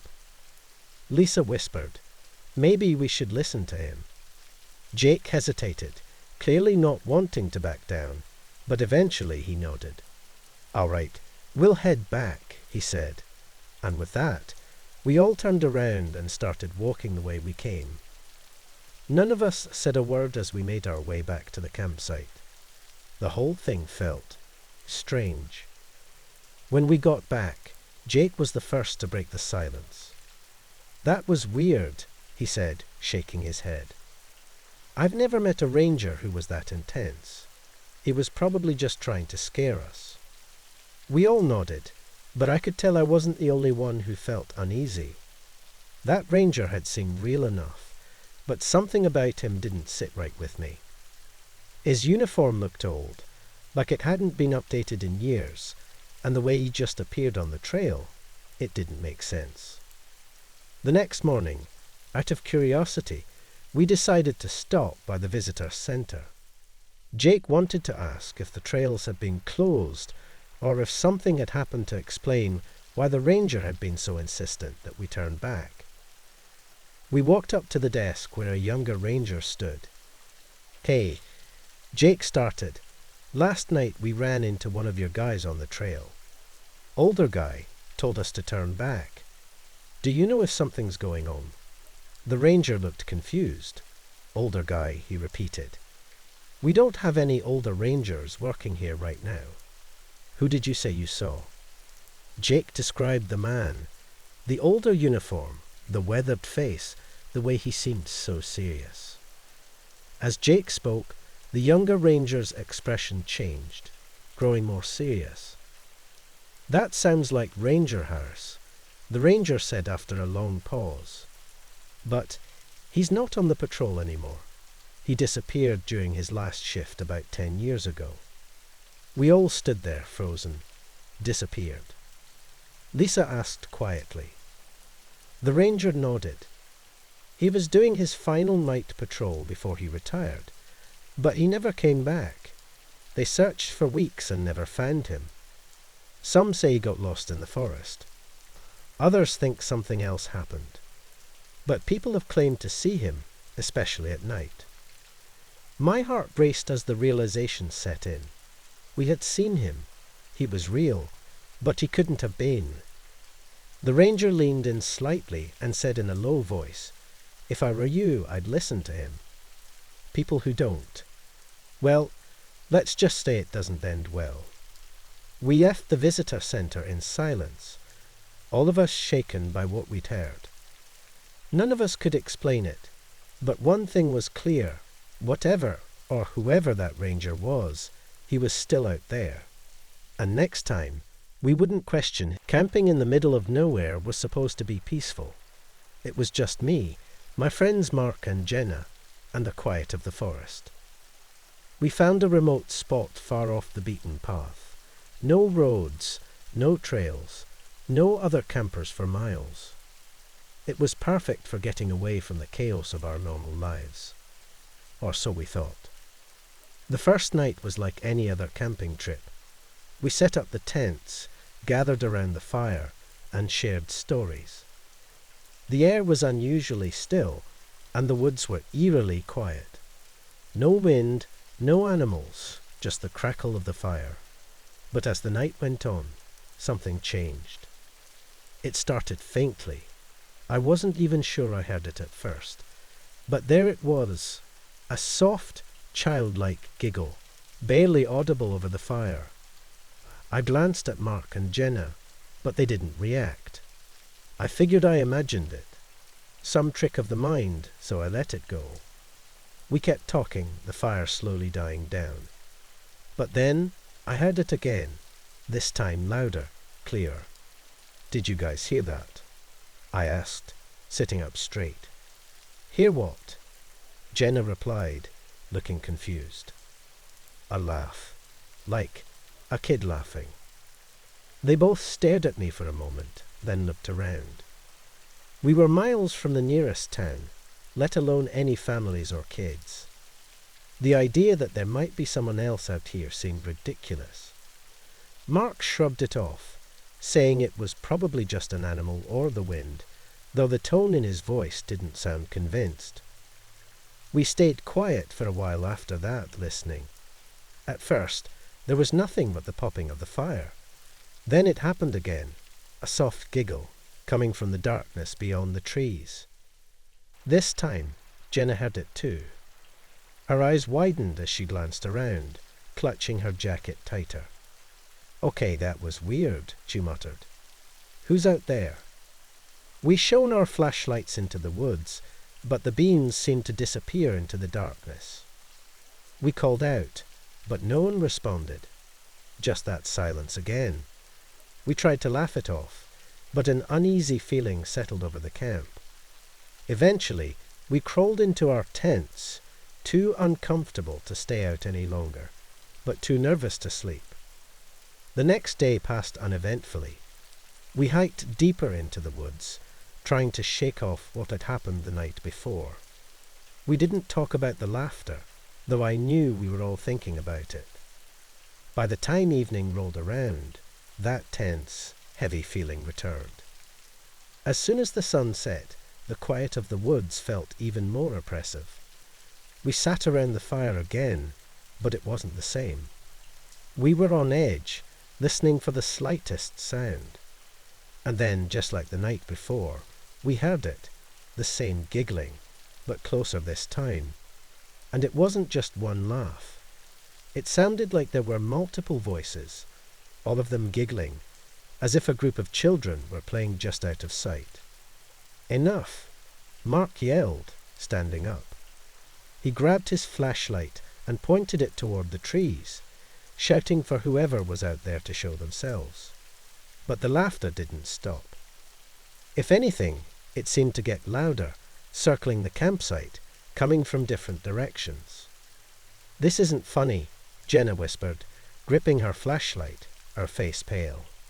"We need to leave. Now." We'd agreed, but none of us wanted to hike out in the middle of the night, with only the beams of our flashlights to guide us through the dense woods.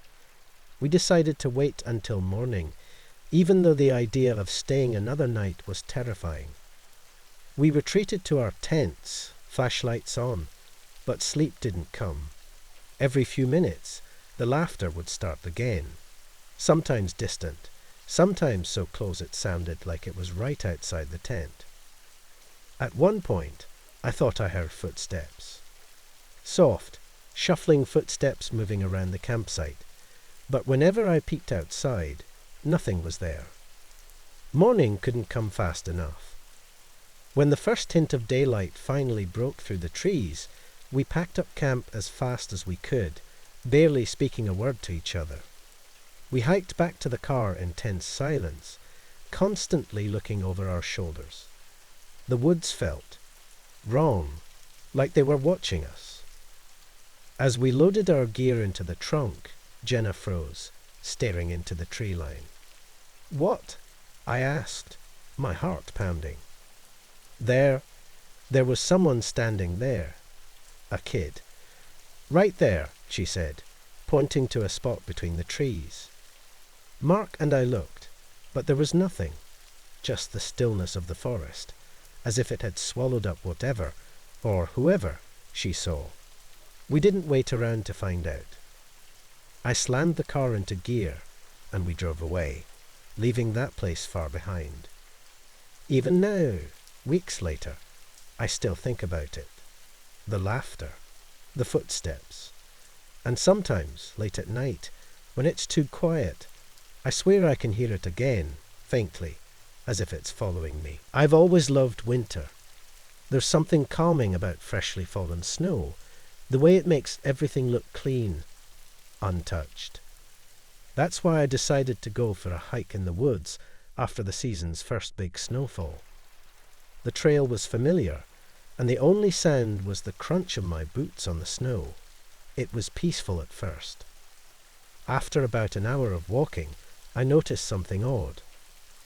I stopped for a moment and looked down, and that's when I saw them.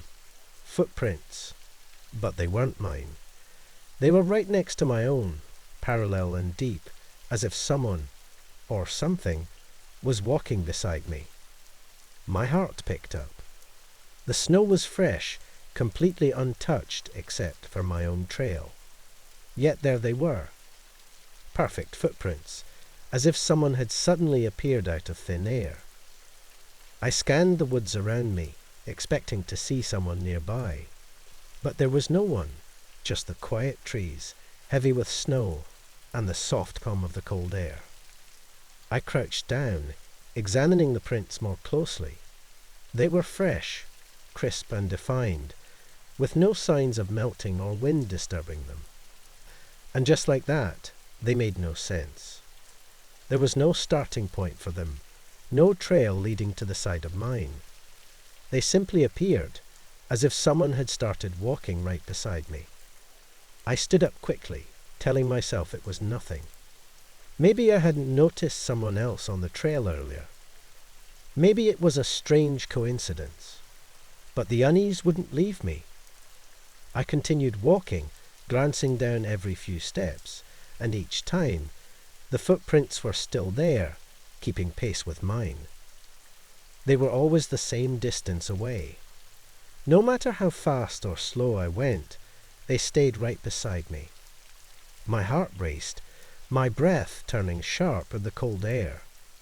I tried to ignore it, tried to focus on getting back, but the feeling that I wasn't alone was impossible to shake. Then, after about 10 more minutes of walking, they stopped. I didn't stop, but I slowed down, confusion washing over me.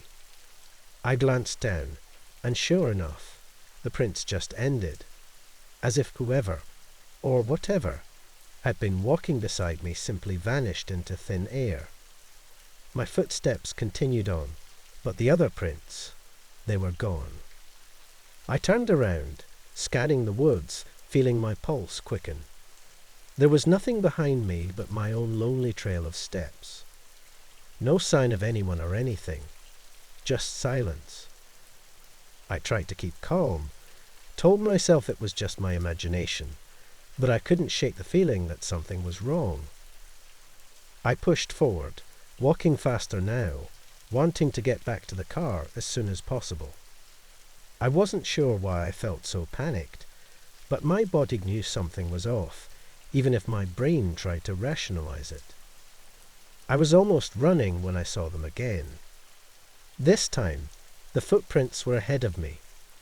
They appeared just a few feet in front, clear and deliberate, as though something had been waiting for me to catch up. My stomach dropped. I stood there, staring at them. The prints looked exactly the same as before, perfectly formed in the snow. But there was no one there, no sign of anyone making them. I felt a cold wave of fear rush through me. How could this be happening? There was no one on this trail but me. I took a few cautious steps forward, watching the prints carefully, but they didn't move. They just stayed there, as if taunting me, daring me to come closer. I didn't. I turned around and ran. The snow crunched loudly beneath my feet, my breath ragged as I sprinted back down the trail. I didn't stop, didn't look back, just ran until I could see the parking lot up ahead. I reached my car, hands trembling as I fumbled with the keys. I jumped in and slammed the door, locking it immediately. I sat there for a few moments, panting, staring out at the empty trail. The snow was untouched now. No footprints. No signs of anyone but me. But the feeling wouldn't leave. That sense that something had been there, watching, waiting. Something that had chosen to let me go. For now. We hadn't planned on leaving the trail that day, but curiosity got the best of us. My friend Josh and I were deep in the woods, hiking for hours when we saw it. A small weathered cabin tucked between the trees. The kind of place that felt wrong, out of place, like it didn't belong there. Looks abandoned, Josh said, but he didn't sound convinced. The cabin had this odd look about it, like it had been forgotten but not left alone. I felt a knot form in my stomach the closer we got, but I didn't want to seem like a coward. Let's check it out. Just a quick look, I said, trying to keep my voice steady. The front door was slightly open, hanging on rusty hinges. It creaked as Josh pushed it wider. Inside, the air was thick and stale, like no one had been there in years. The furniture was covered in a thick layer of dust. There were a couple of wooden chairs, a small table, and a fireplace that looked like it hadn't seen flames in decades. But something wasn't right. In the dust, right there in front of us, were footprints, fresh ones. I froze for a moment, staring at them. They were too clear, too recent. I exchanged a look with Josh, who was already turning pale. "Someone's been here," he whispered, barely audible. My heart started to thud in my chest, and I could feel the adrenaline kicking in. But there was no sign of anyone now, just us, the silence, and those footprints. We stood there for what felt like hours, but was probably only a few seconds before Josh broke the silence. "Let's go. I don't like this." I didn't argue. We backed out of the cabin and hurried back toward where we'd set up camp earlier. The sun was already starting to set, casting long shadows between the trees. Everything looked the same, but now it felt different, like the forest itself was watching us. We got back to the tent just as it was getting dark. Neither of us said much after that. We didn't talk about the footprints or the cabin. We just ate a quick dinner in silence, the unease hanging between us. I could tell Josh felt it too, though he wasn't the type to admit it. That night, as we settled into our sleeping bags, I couldn't shake the feeling that we weren't alone. The forest had gone completely quiet. No wind, no animals, just this thick, heavy silence that pressed down on us. I was just starting to doze off when I heard it, a soft crunching sound, like footsteps. At first, I thought it was my imagination, but then I heard it again, a slow, deliberate movement outside the tent. I held my breath, listening. The footsteps circled the tent, one slow step after another. Josh whispered, "You hear that?" "Yeah," I breathed, barely able to get the word out. The steps kept going, moving around us, circling us. Whoever it was, or whatever it was, never seemed to stop, never seemed to leave. I tried to tell myself it was an animal, maybe a deer or something, but deep down I knew that wasn't true. The sound was too deliberate, too human. Neither of us moved. We just lay there, listening to the steps for what felt like hours. My heart was pounding so hard, I thought it might burst out of my chest. I gripped the edge of my sleeping bag so tight my knuckles went white. I could feel Josh trembling beside me. Neither of us dared to speak again. Suddenly, the footsteps stopped, right next to the tent.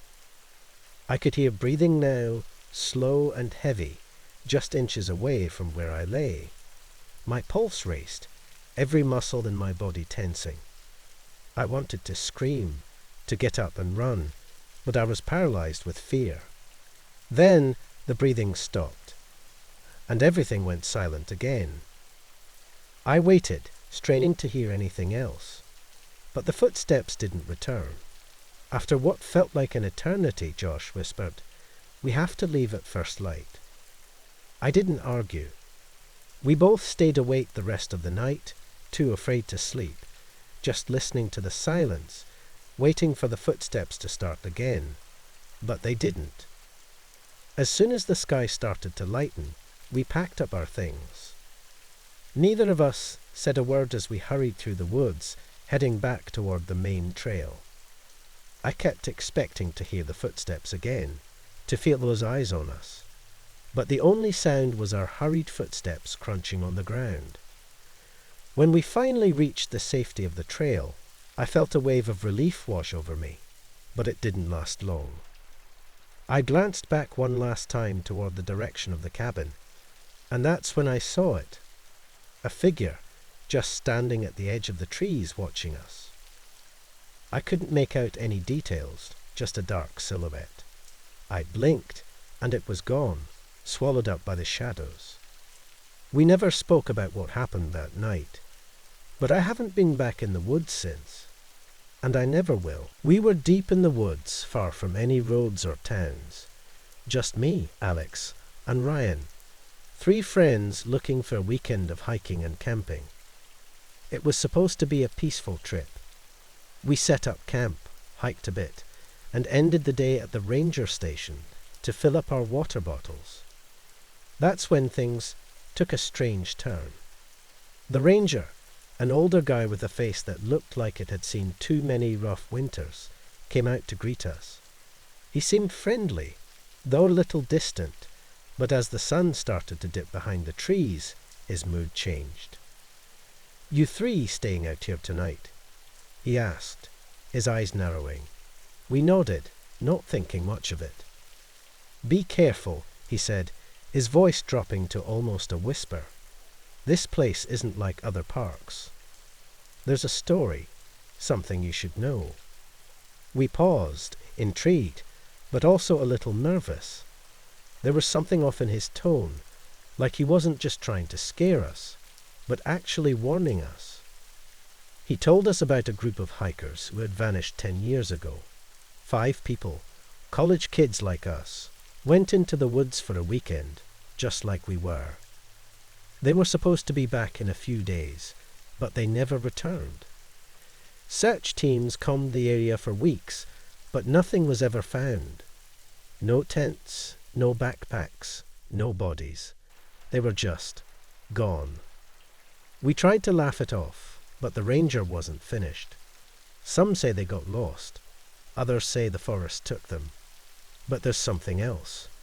People around here believe they're still in these woods, whispering to anyone who comes too close. I couldn't tell if he was serious or just messing with us. But his eyes, there was something in them that made me feel like maybe he wasn't kidding at all.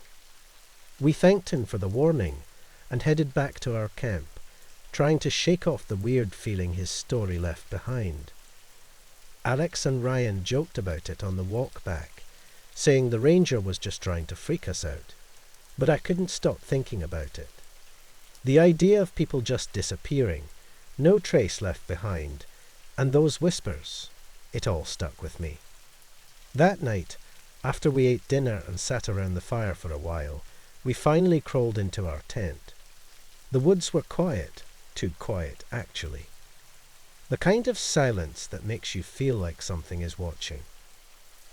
I told myself it was just my imagination, that we were perfectly safe out here, but deep down I couldn't shake the unease. I don't know how long I had been asleep when I heard it. At first, I thought it was just the wind, but as I listened more carefully, I realized it was something else. Whispers, faint, low, like they were coming from the trees. It wasn't the wind or animals rustling. These were voices. I sat up, heart pounding, trying to figure out if Alex and Ryan were awake too. But before I could say anything, Ryan whispered, "Do you hear that?" I nodded, not that he could see me in the dark, but we both knew we were hearing the same thing.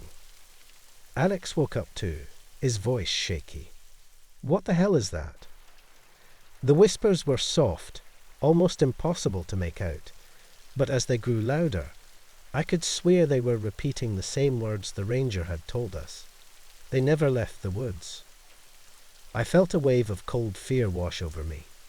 It wasn't just the story repeating in my head. It was outside the tent, circling around us. I wanted to tell myself it was just an echo, maybe another group of campers nearby, but I knew that wasn't true. We hadn't seen anyone else in hours. We sat there, frozen in place, listening as the whispers moved around our camp. Sometimes they seemed close, like they were right outside the tent, and other times they faded into the distance. But they never stopped. "Should we go outside?" Alex whispered, his voice trembling. "No way," Ryan shot back, sounding as scared as I felt. "We stay here until morning." The whispers went on for what felt like hours. I couldn't tell if they were really getting louder, or if it was just my own fear playing tricks on me. But they seemed to press in on us, like the forest itself was alive with those voices.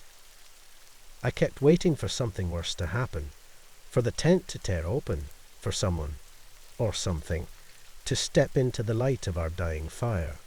But nothing ever did. Eventually, as the first light of dawn began to creep through the trees, the whispers stopped. Just like that, gone. The silence returned, but this time it didn't feel peaceful. It felt wrong, like we had barely escaped something we couldn't even see. As soon as it was light enough to pack up, we grabbed our gear and left. No breakfast, no talking, just a shared understanding that none of us wanted to be out there any longer. The ranger's story, the whispers, it all felt too real now. We never talked about that night again, but I think about it often. I think about those missing hikers and the whispers that followed us. Maybe the ranger was right. Maybe the forest doesn't let everyone go. I'm not the type of person who scares easily. I've spent most of my life hiking and camping in the woods. Being out there, surrounded by nature, it always calms me. So, when I decided to take a solo trek through the forest last weekend, I didn't think twice about it. The trail I picked was one I hadn't been on before, but that only made the trip more exciting. I packed light, just the basics: water, snacks, and a map of the area. The forest was thick, with tall trees lining the path on both sides, their branches reaching so high they almost blocked out the sky. But I liked it that way. The isolation was peaceful. The only sound was my boots crunching over dead leaves and the occasional bird overhead. It started around noon. I was taking a short break, sitting on a fallen log, when I saw it for the first time, a shadow in the trees. It was quick, darting from one trunk to the next, just out of my line of sight. At first, I thought it was just a trick of the light, maybe an animal moving too fast for me to see clearly. I stood up, squinting into the distance, but there was nothing, just the trees swaying gently in the breeze. I shrugged it off and continued walking. But the feeling stuck with me, like there was something watching. I kept telling myself it was all in my head, just my imagination playing tricks. Still, I found myself glancing over my shoulder more often than I liked. About an hour later, it happened again. This time, I saw it more clearly, tall, maybe the height of a person, but stretched out unnaturally, almost too thin to be human. It moved quickly between the trees, slipping from one shadow to the next. I spun around, trying to catch it with my eyes, but once again there was nothing. I called out, "Hello, is someone there?" My voice echoed through the forest, but there was no answer. I tried to stay calm, but now my steps were quicker. The quiet of the forest, which had been so peaceful, now felt suffocating. The crunch of my boots seemed louder, and every snap of a twig made my heart jump. I kept scanning the trees around me, looking for any sign of movement, but each time I turned, the shadow was gone. It was stalking me. I could feel it. Every so often, out of the corner of my eye, I'd catch a glimpse of that dark shape weaving between the trunks, always too far to make out any details. My breathing became shallow, my mind racing with thoughts I couldn't push away. What was it? Why was it following me? I wanted to believe it was some kind of animal, but deep down I knew it wasn't. By the time the sun began to set, I was practically jogging. My legs were burning, my hands shaking as I gripped my map, trying to stay on course. The trail ahead twisted and turned, and every shadow seemed darker, every noise sharper. That's when I heard something new, the sound of footsteps behind me. They were faint at first, like someone walking just far enough back to keep hidden, but clear enough that I knew they were real. I stopped suddenly, turning around so fast I nearly lost my balance. "Who's there?" I shouted, my voice breaking slightly. Silence. The footsteps stopped, and the forest seemed to hold its breath. I scanned the area, looking for the shadow. My eyes searched the space between the trees, but it was just empty woods. I stood there for a few minutes, listening, waiting for any sign of movement. But there was nothing, just the wind pushing through the leaves. I thought maybe it was over, that whatever had been following me had gone. But then, just as I turned to keep walking, I saw it.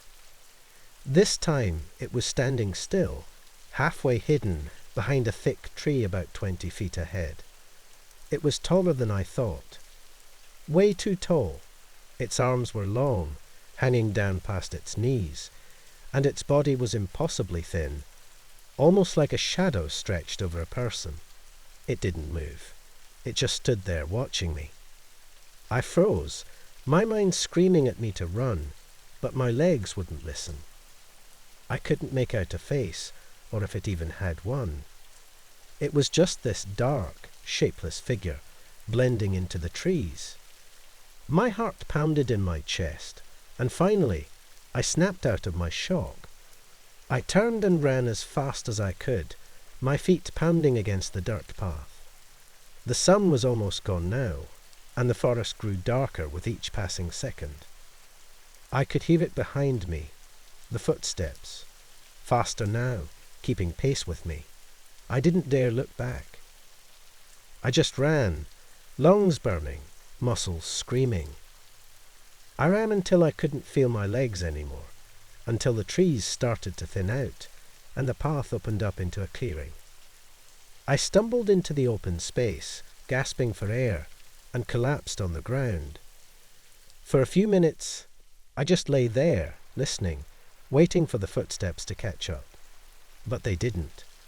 The forest behind me was silent again. The shadow, whatever it was, hadn't followed me out. I've always loved camping.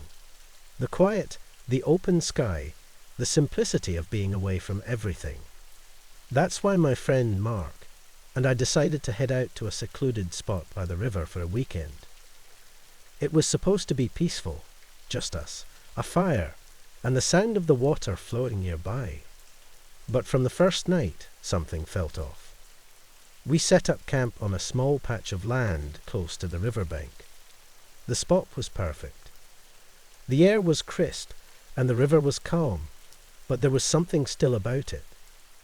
You know that feeling when everything around you is just too quiet, too perfect. That's how it felt, though I didn't mention it to Mark. He seemed happy enough, starting the fire and talking about how this was the kind of break we needed. That first night was uneventful. We ate, laughed, and told stories until the fire burned low, but I couldn't sleep. The sound of the river, which should have been soothing, started to bother me. It was steady, yes, but every once in a while, I thought I heard something else. Like splashing, but not like a fish or an animal. It was heavier. It didn't make sense, so I tried to push it out of my mind and eventually drifted off.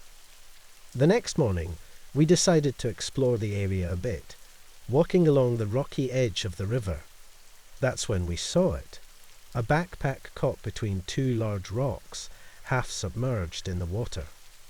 It was old, worn, like it had been there for years. Mark was curious, so he pulled it out and unzipped it. Inside were a few damp clothes, a rusty flashlight, and a journal. The journal was mostly dry, which was strange given how long it looked like the bag had been stuck there. Mark started flipping through the pages, chuckling at the handwriting. But then he stopped. He read a bit more, his face going pale. "What's wrong?" I asked. He handed me the journal without saying a word. The first few entries were pretty normal, just a guy writing about his camping trip. But then I read something that made my stomach twist. "There's something about this river," one entry said. "It's too quiet, and at night I hear splashing, like someone's wading through the water, but when I check, there's no one there." My blood went cold. It was exactly what I had heard the night before. I didn't tell Mark at the time, but I was starting to feel really uneasy. As we kept reading, the entries got stranger. The man wrote about feeling watched, like there was something hiding just out of sight, something waiting for him. He mentioned how every morning he'd find things moved around his campsite, his shoes shifted, his tent unzipped just a little, his food scattered. He started thinking the river itself was alive, or that something was living in it. Mark laughed it off, saying the guy was probably just paranoid, but I wasn't so sure. It didn't feel like a joke anymore. I didn't like how closely the journal's details matched what we were experiencing.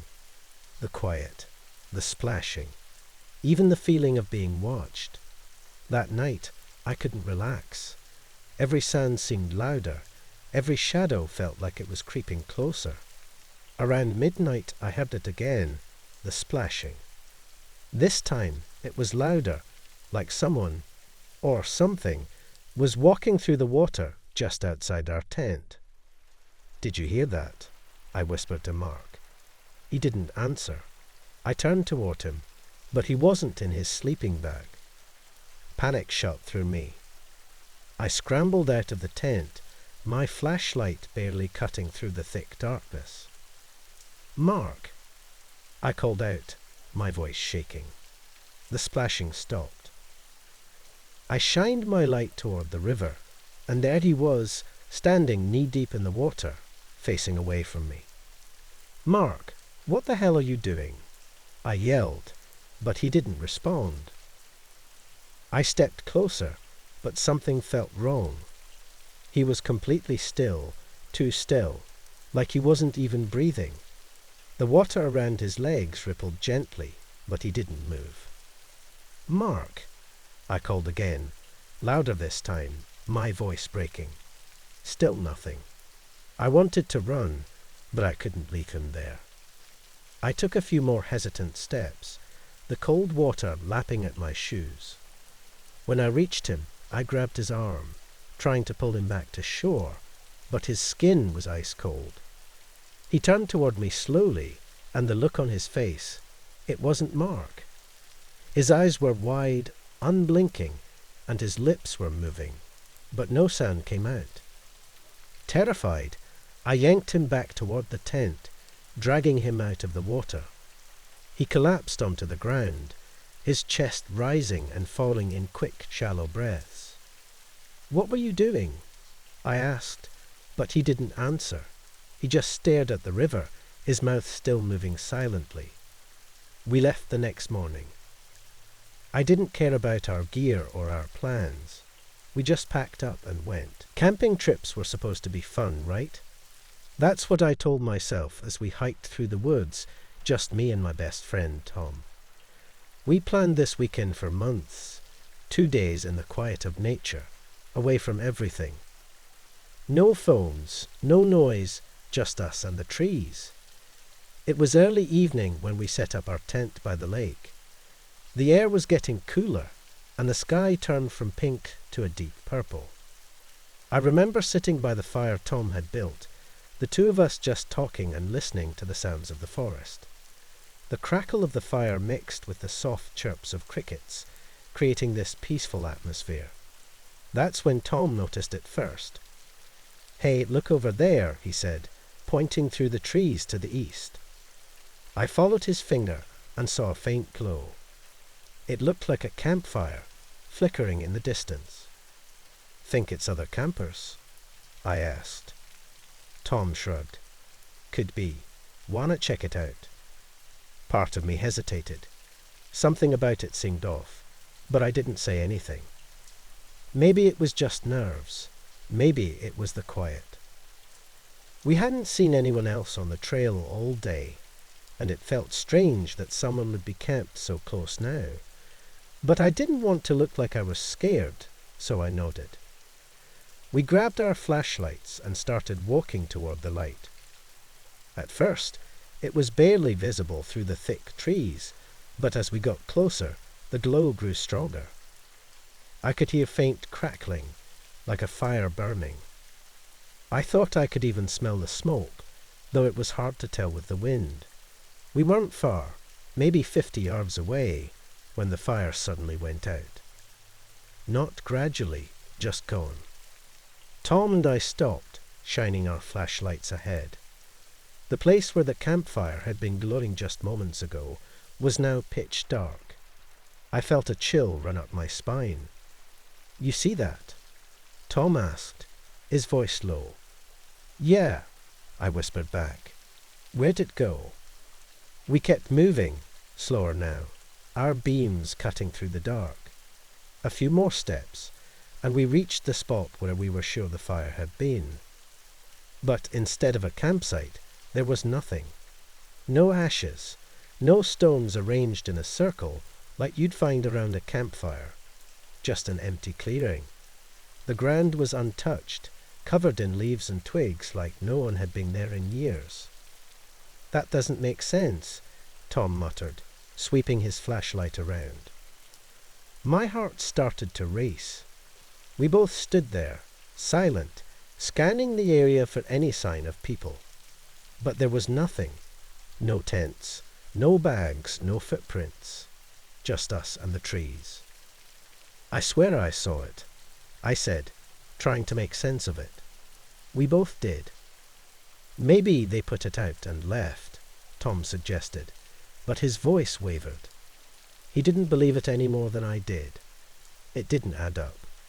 Who could pack up and leave that fast, without leaving any trace? And why would they? Then, out of nowhere, we heard it. A soft snap, like a twig breaking under someone's foot. We both froze, listening. Another snap, this time closer. It was coming from behind us.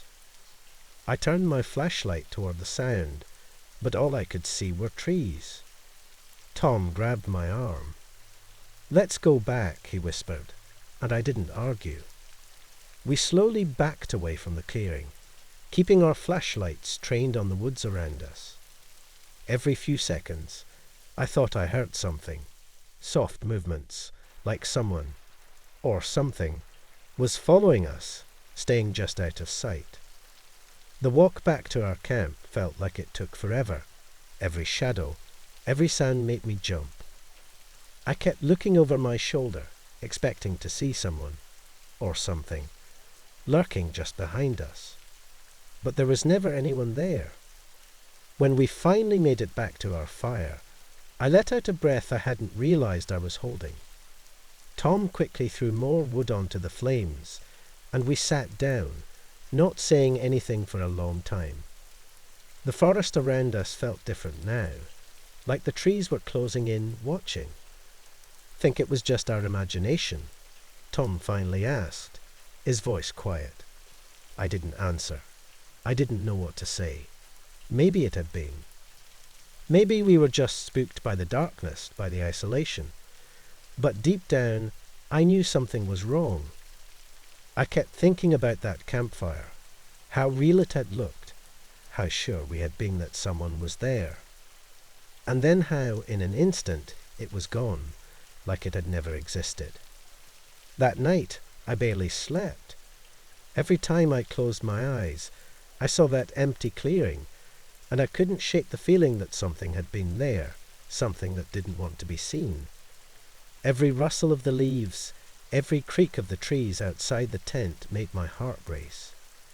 I kept expecting to hear footsteps approaching our camp, or to see that same glow through the trees, drawing us back to that impossible place. Morning came, and with it, a thick fog that hung over the lake. We packed up quickly, neither of us mentioning the campfire again. I've always loved the desert. There's something about the endless stretch of sand and rock, the quiet that feels like it wraps around you. It's peaceful in a way that's hard to find anywhere else. That's why my friend Jacob and I planned a weekend hiking trip through a remote trail in New Mexico. Just us, the desert, and the open sky. Nothing but the sound of our boots crunching on the dirt. We had been walking for hours, the sun starting to dip below the horizon, turning the sky shades of red and purple. That's when we first noticed it, something in the distance. At first, I thought it was just a coyote or maybe a deer. It was limping, its front leg bent in a strange angle. "Look at that," Jacob said, nodding towards it. "Poor thing's hurt." We slowed down, watching the animal from a distance. It was about 100 yards away, moving clumsily over the rocks and sand. Every step it took looked painful, like it was barely holding itself together. "Should we get closer? Maybe we can help," I suggested, already feeling sorry for it. I knew it was just a wild animal, but something about the way it moved stirred something in me, like it needed us. Jacob shrugged. "I don't think we should mess with a wild animal, especially one that's hurt. Might be dangerous." But as we stood there, the animal's head jerked up, like it had noticed us. Its dark eyes locked onto ours, and for a second, I couldn't move. There was something wrong with the way it stared, something too. Against better judgment, we started walking toward it slowly. Every instinct told me we shouldn't, but something about its eyes felt like it was calling us, like it wanted us to come closer. It kept limping as we approached, dragging its body forward with a strange, uneven rhythm. When we were about 50 feet away, I could see it more clearly. It wasn't a coyote. It wasn't a deer either. It was something in between. Its fur was patchy, like it had been pulled out in clumps, and its skin was hanging loose over its bones. Jacob stopped walking. "What the hell is that?" he whispered. I didn't answer because I didn't know. I just stood there, staring at it as my mind struggled to make sense of what I was seeing. Then, without warning, the animal stopped limping. It stood still for a moment, and something changed. The way it held itself, its posture, it was wrong. The longer I looked, the more I realized it wasn't just hurt. It wasn't even an animal. It was pretending to be. Before I could even react, the thing shifted. It stood up, straight up, on two legs. My stomach dropped. I grabbed Jacob's arm, trying to pull him back, but he was frozen, his eyes locked on the creature. It wasn't moving anymore.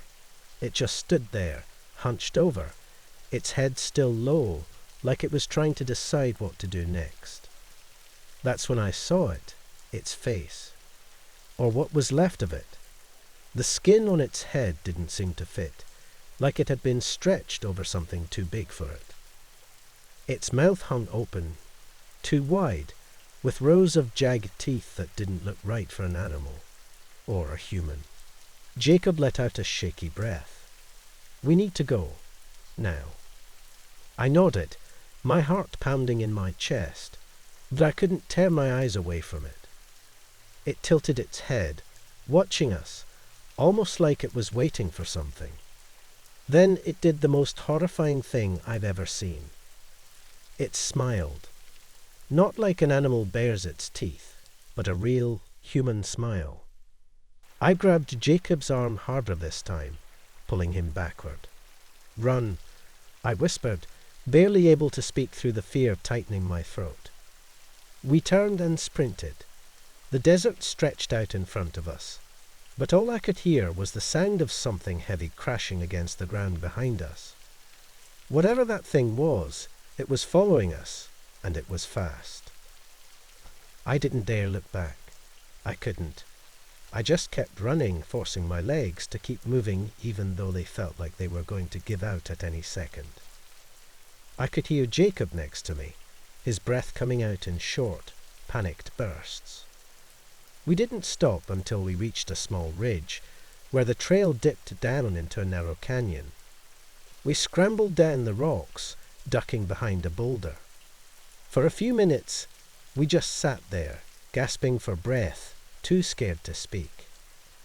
I finally looked over at Jacob. His face was pale, his eyes wide with fear. What the hell was that thing?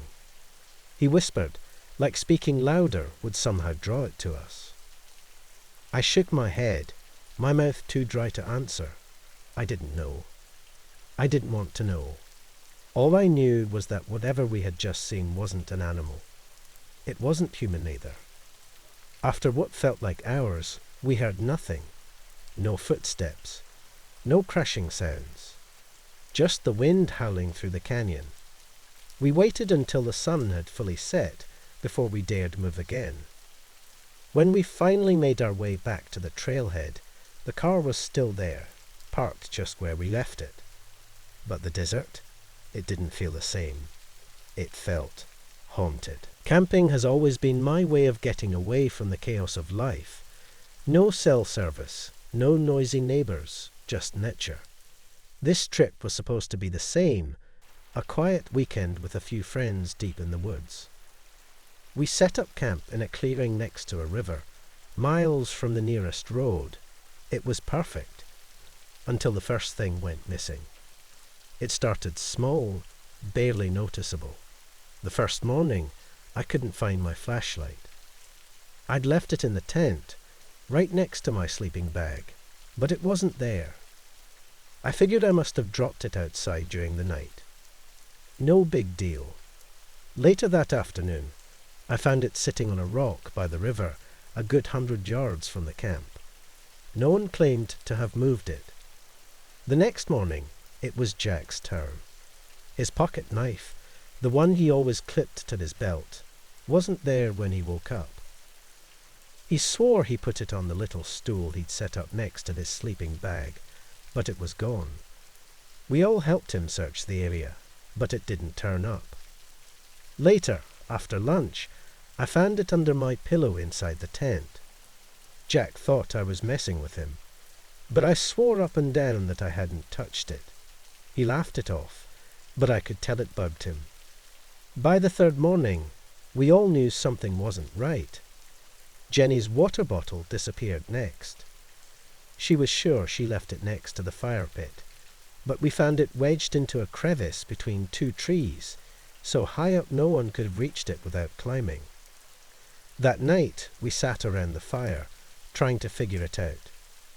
We joked about forest creatures playing tricks on us, or maybe one of us was sleepwalking. But no one admitted to anything. And honestly, none of us seemed the type to mess around like that. Jack suggested setting up a watch. Just to catch the prankster, he said, laughing, but his eyes were serious. I agreed to take the first shift. It was a quiet night. The fire crackled low, the trees stood still, and all I could hear was the soft rustling of leaves in the wind. Hours passed, and nothing happened. I was starting to think I was wasting my time, my eyelids growing heavy. That's when I saw it. At first, I thought it was just the shadows from the fire, But then I realized something was moving just beyond the light in the trees. Dark shapes, barely visible, flitting between the trunks. My heart started to race, and I froze, staring into the darkness. It wasn't animals. The movements were too deliberate, too human. I forced myself to stand up, grabbing the flashlight. I pointed it toward the trees, but the beam barely cut through the blackness. The shapes vanished as soon as the light hit them, but I knew I hadn't imagined it. I stepped closer to the edge of the camp, my skin crawling. I didn't hear footsteps, didn't hear anything, but I could feel them out there watching. I backed up slowly, trying not to make a sound. My friends were all asleep, and I didn't want to wake them, partly because I wasn't even sure what I had seen. I sat down next to the fire again, flashlight clutched tight in my hand, waiting. Nothing happened for the rest of the night, but I didn't sleep at all. The next morning, I told the others what I saw. Jack didn't believe me at first. Jenny looked nervous but tried to laugh it off. "It's just our minds playing tricks," she said, but I could tell she didn't really believe that. We agreed to stick together for the rest of the day, and that night we set up a double watch. Jenny and I took the first shift. The fire burned low as we sat in silence, both of us straining to hear something in the dark. Hours passed with nothing but the usual night sounds. I was starting to think maybe it was just in my head when Jenny grabbed my arm, her grip tight. "Look," she whispered, pointing to the trees. There they were again, those shadowy figures, barely visible, moving between the trees. I could see them more clearly this time, tall, thin shapes that seemed to melt into the darkness whenever they moved. They didn't come closer, just circled the edge of the camp, watching us. My heart pounded in my chest, and I could hear Jenny's breathing, fast and shaky. Suddenly, one of the figures broke away from the trees, stepping closer. I flicked on the flashlight, aiming it directly at it. The figure froze, just out of reach of the light. For a second, I could almost see it, a pale face, dark eyes, staring back at me. Then it vanished, slipping back into the darkness as if it had never been there. That night, none of us slept. At first light, we packed up our gear and hiked out of there as fast as we could. We didn't talk much on the way back, all of us too shaken to make sense of what we'd seen. I don't know what those figures were, or why they were watching us. But ever since that night, I haven't been able to shake the feeling that we weren't just being watched. We were being tested. Camping has always been my way of getting away from the chaos of life. No cell service, no noisy neighbours, just nature. This trip was supposed to be the same, a quiet weekend with a few friends deep in the woods. We set up camp in a clearing next to a river, miles from the nearest road. It was perfect, until the first thing went missing. It started small, barely noticeable. The first morning, I couldn't find my flashlight. I'd left it in the tent, right next to my sleeping bag, but it wasn't there. I figured I must have dropped it outside during the night. No big deal. Later that afternoon, I found it sitting on a rock by the river, a good 100 yards from the camp. No one claimed to have moved it. The next morning, it was Jack's turn. His pocket knife, the one he always clipped to his belt, wasn't there when he woke up. He swore he put it on the little stool he'd set up next to his sleeping bag, but it was gone. We all helped him search the area, but it didn't turn up. Later, after lunch, I found it under my pillow inside the tent. Jack thought I was messing with him, but I swore up and down that I hadn't touched it. He laughed it off, but I could tell it bugged him. By the third morning, we all knew something wasn't right. Jenny's water bottle disappeared next. She was sure she left it next to the fire pit, but we found it wedged into a crevice between two trees, so high up no one could have reached it without climbing. That night, we sat around the fire, trying to figure it out. We joked about forest creatures playing tricks on us, or maybe one of us was sleepwalking. But no one admitted to anything, and honestly, none of us seemed the type to mess around like that. Jack suggested setting up a watch. Just to catch the prankster, he said, laughing, but his eyes were serious. I agreed to take the first shift. It was a quiet night. The fire crackled low, the trees stood still, and all I could hear was the soft rustling of leaves in the wind. Hours passed, and nothing happened. I was starting to think I was wasting my time, my eyelids growing heavy. That's when I saw it. At first, I thought it was just the shadows from the fire, but then I realized something was moving just beyond the light, in the trees. Dark shapes, barely visible, flitting between the trunks. My heart started to race, and I froze, staring into the darkness. It wasn't animals. The movements were too deliberate to be human. I forced myself to stand up, grabbing the flashlight. I pointed it toward the trees, but the beam barely cut through the blackness. The shapes vanished as soon as the light hit them, but I knew I hadn't imagined it. I stepped closer to the edge of the camp, my skin crawling. I didn't hear footsteps, didn't hear anything, but I could feel them out there watching. I backed up slowly, trying not to make a sound. My friends were all asleep, and I didn't want to wake them, partly because I wasn't even sure what I had seen. I sat down next to the fire again, flashlight clutched tight in my hand, waiting. Nothing happened for the rest of the night, but I didn't sleep at all. The next morning, I told the others what I saw. Jack didn't believe me at first. Jenny looked nervous but tried to laugh it off. "It's just our minds playing tricks," she said, but I could tell she didn't really believe that. We agreed to stick together for the rest of the day, and that night we set up a double watch. Jenny and I took the first shift. The fire burned low as we sat in silence, both of us straining to hear something in the dark. Hours passed with nothing but the usual night sounds. I was starting to think maybe it was just in my head when Jenny grabbed my arm, her grip tight. "Look," she whispered, pointing to the trees. There they were again, those shadowy figures, barely visible, moving between the trees. I could see them more clearly this time, tall, thin shapes that seemed to melt into the darkness whenever they moved. They didn't come closer, just circled the edge of the camp, watching us. My heart pounded in my chest, and I could hear Jenny's breathing, fast and shaky. Suddenly, one of the figures broke away from the trees, stepping closer. I flicked on the flashlight, aiming it directly at it. The figure froze, just out of reach of the light. For a second, I could almost see it, a pale face, dark eyes, staring back at me. Then it vanished, slipping back into the darkness as if it had never been there. That night, none of us slept. At first light, we packed up our gear and hiked out of there as fast as we could. We didn't talk much on the way back, all of us too shaken to make sense of what we'd seen.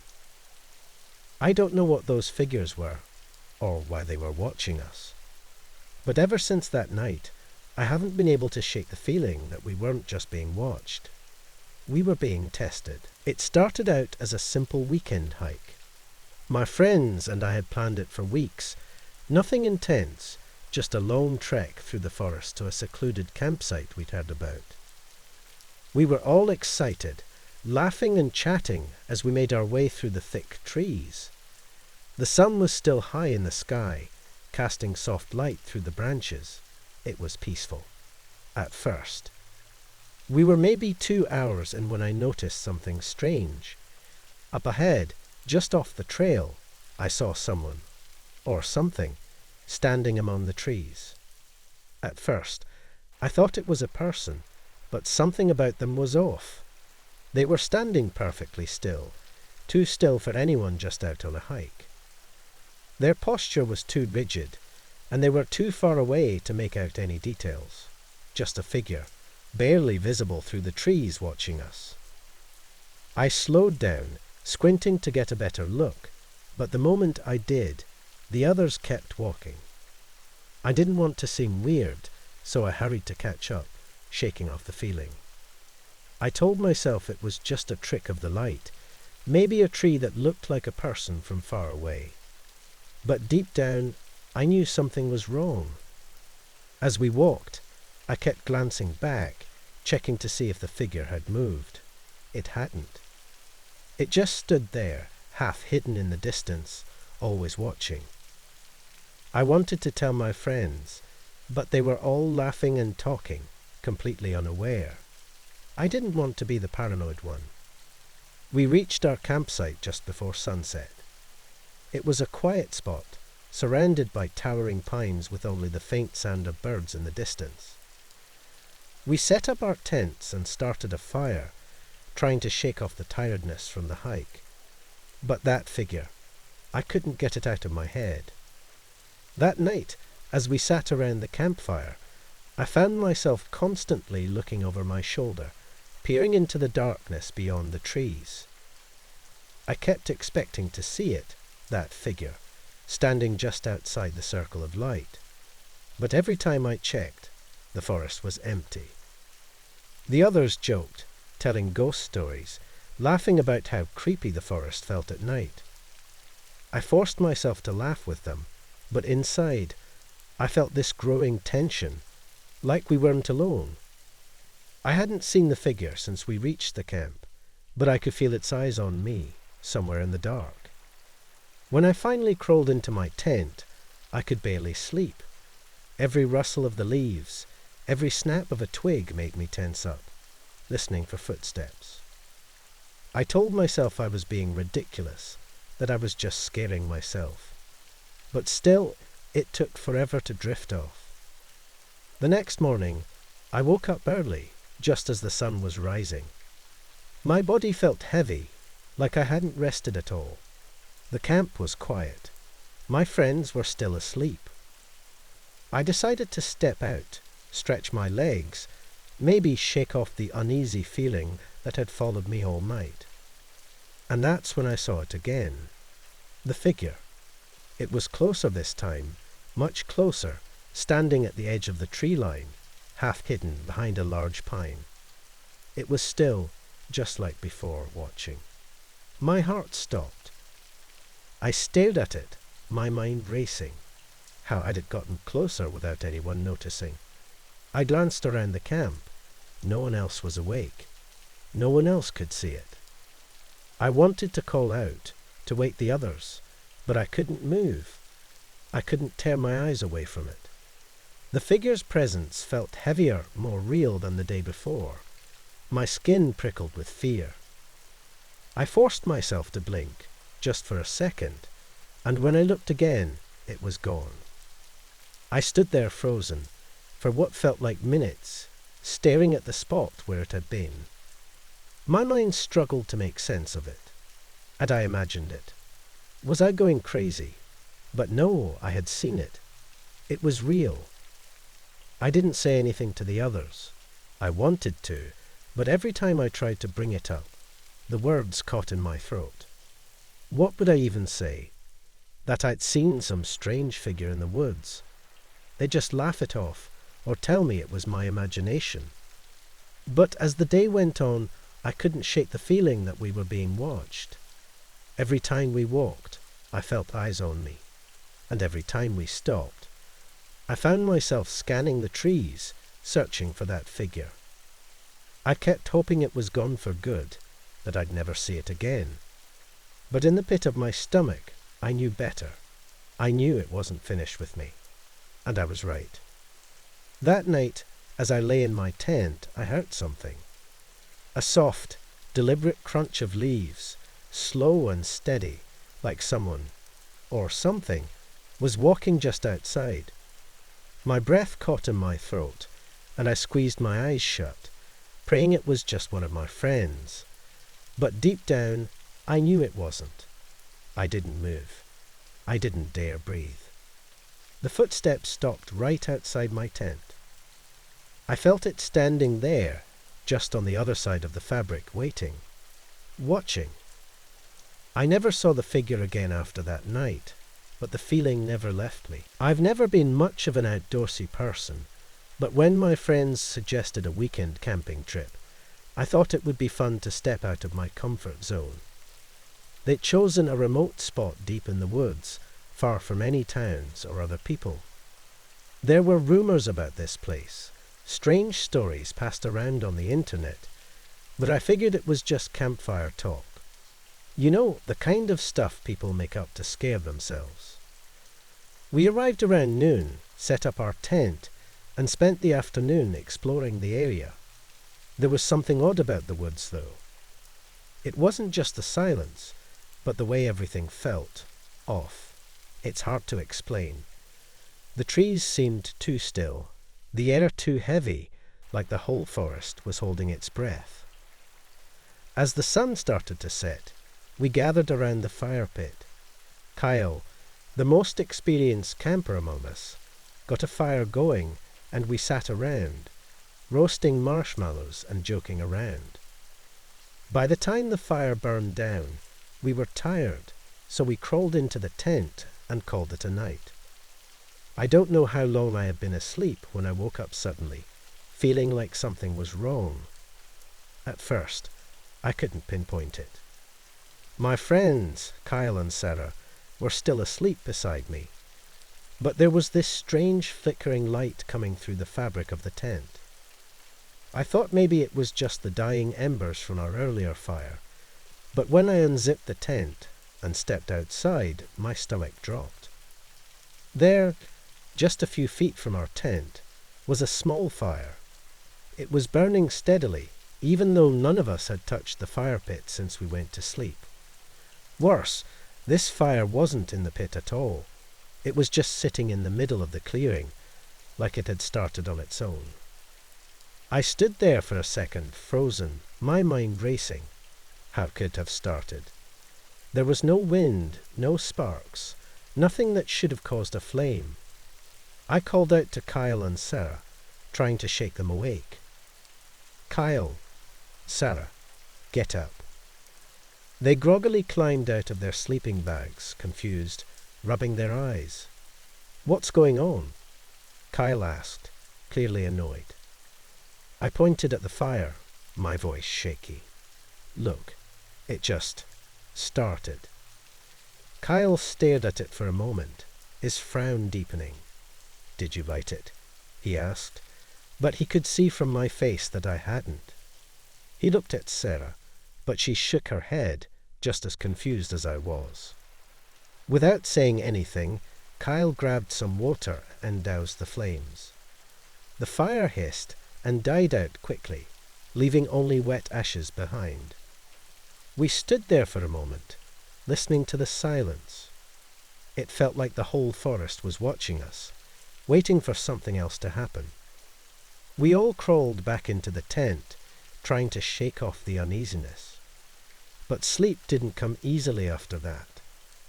I lay there, staring at the ceiling of the tent, my heart pounding in my chest.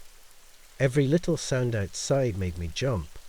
Twigs snapping, leaves rustling, but nothing seemed out of place. Just as I started to drift off, the light outside the tent flickered again. My stomach twisted in knots. I didn't want to look, but I knew I had to. I nudged Kyle, and we both slowly unzipped the tent. The fire was back. It wasn't in the same spot as before. This time, it was even closer to the tent, barely a foot away. The flames danced in the same unnatural way, as if they had appeared out of thin air. Kyle didn't hesitate. He grabbed the rest of the water and threw it on the fire, but as soon as the flames died out, something else happened. We heard footsteps, slow, deliberate footsteps, coming from somewhere deeper in the woods, just beyond the tree line. "Who's out there?" Kyle shouted into the darkness, but no one answered. The footsteps stopped as soon as he spoke, leaving only the sound of our breathing and the crackling of the dying fire. "We need to leave," Sarah whispered, her voice trembling. "Now." Kyle and I didn't argue. We packed up as fast as we could, throwing everything into our bags without bothering to fold the tent or organize anything. The whole time, I kept glancing over my shoulder, half expecting to see someone, or something, watching us from the trees. As we hurried back to the car, the feeling of being watched never went away. The forest was still too quiet, too heavy. I could feel eyes on us, though I never saw a single person. We didn't talk much on the drive home. What could we even say? None of it made any sense. Fires don't start on their own, and footsteps don't just vanish into thin air. But the strangest part happened when we got home. Kyle texted us both, saying he'd gone through the camping gear when he got back. In the middle of his pile of stuff, he found a half-burnt piece of wood, still warm to the touch. The thing is, we never brought any wood with us. The only fire we had was in the pit, using logs that were already there. I'll never forget that hike. It was supposed to be a peaceful weekend, just me and my friend David, out in nature. We were always looking for new trails to conquer, and this one was tucked away in a remote part of the forest.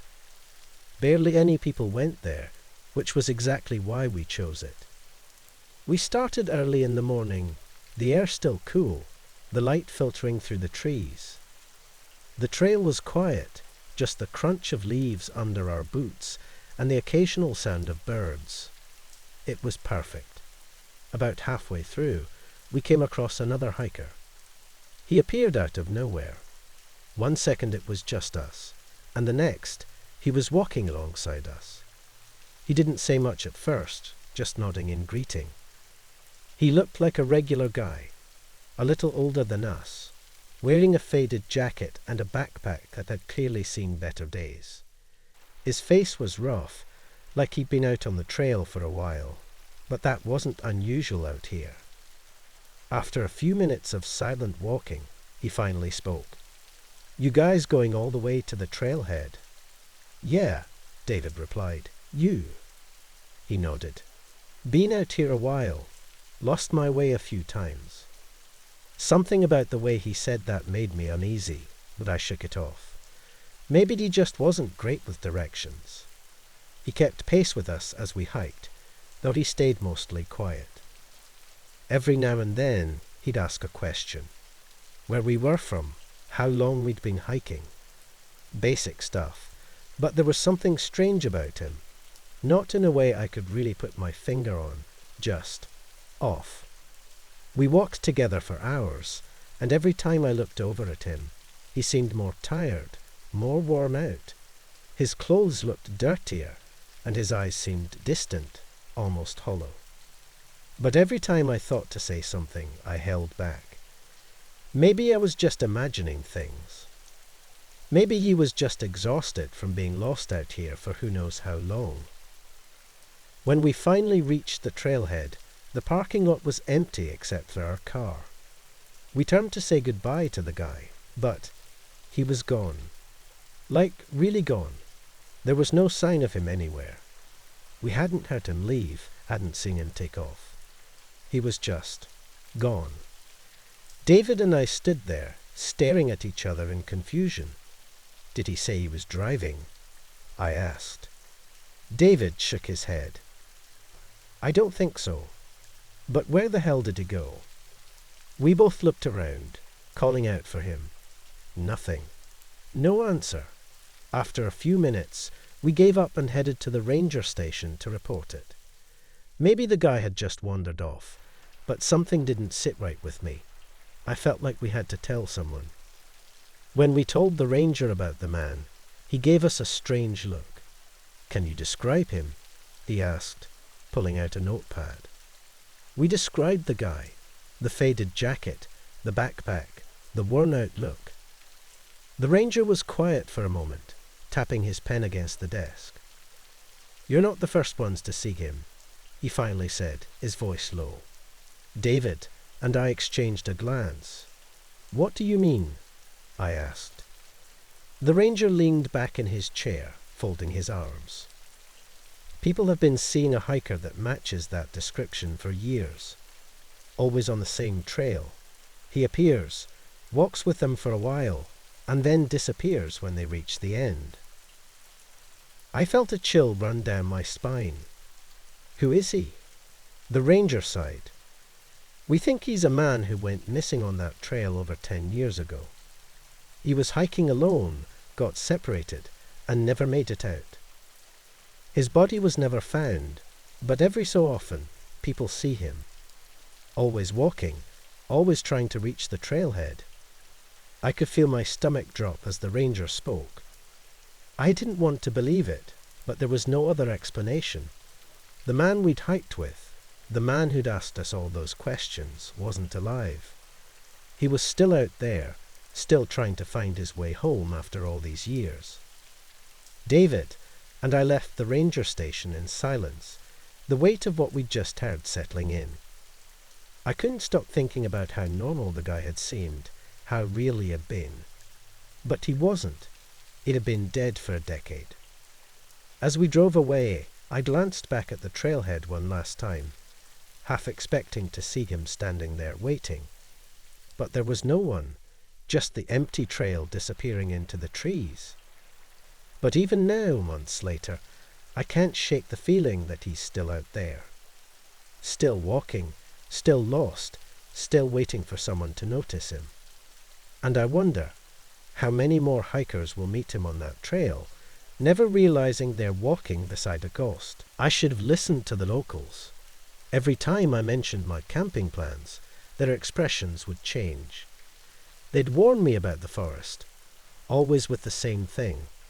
People had disappeared there without a trace. But I didn't believe in local legends. I thought it was just a small town's way of keeping outsiders away from their hidden spot. I laughed it off. The first day went just as I had imagined. The weather was perfect, the air crisp, and the scent of pine surrounded me as I set up camp. I was far from any trails, deep into the woods, where the quiet was almost peaceful. No people, no distractions, just nature and me. It felt like freedom. After building my fire, I sat by it, watching the flames dance as the sky darkened.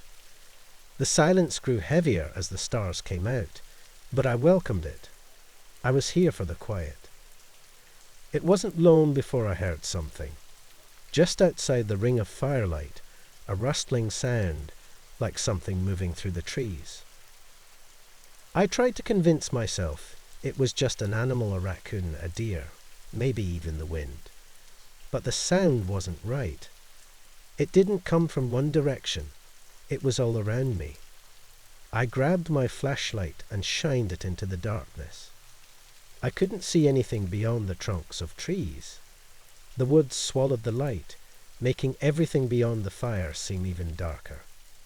The rustling stopped, and I exhaled, telling myself I was just being paranoid. I was in the middle of the forest after all. Of course, there would be noises. But as I turned back to the fire, I heard it again. Louder this time. More deliberate. Footsteps, slow and careful, circling my camp, just out of reach. I stood up, gripping the flashlight tighter, my heart racing now. "Hello," I called out, though I instantly regretted it. No one should be out here. I was miles from the nearest trailhead. There was no answer, just the crackling of the fire and those footsteps. I scanned the darkness, shining my light in every direction, but there was nothing. Just trees. But I could feel it. Something was out there, watching.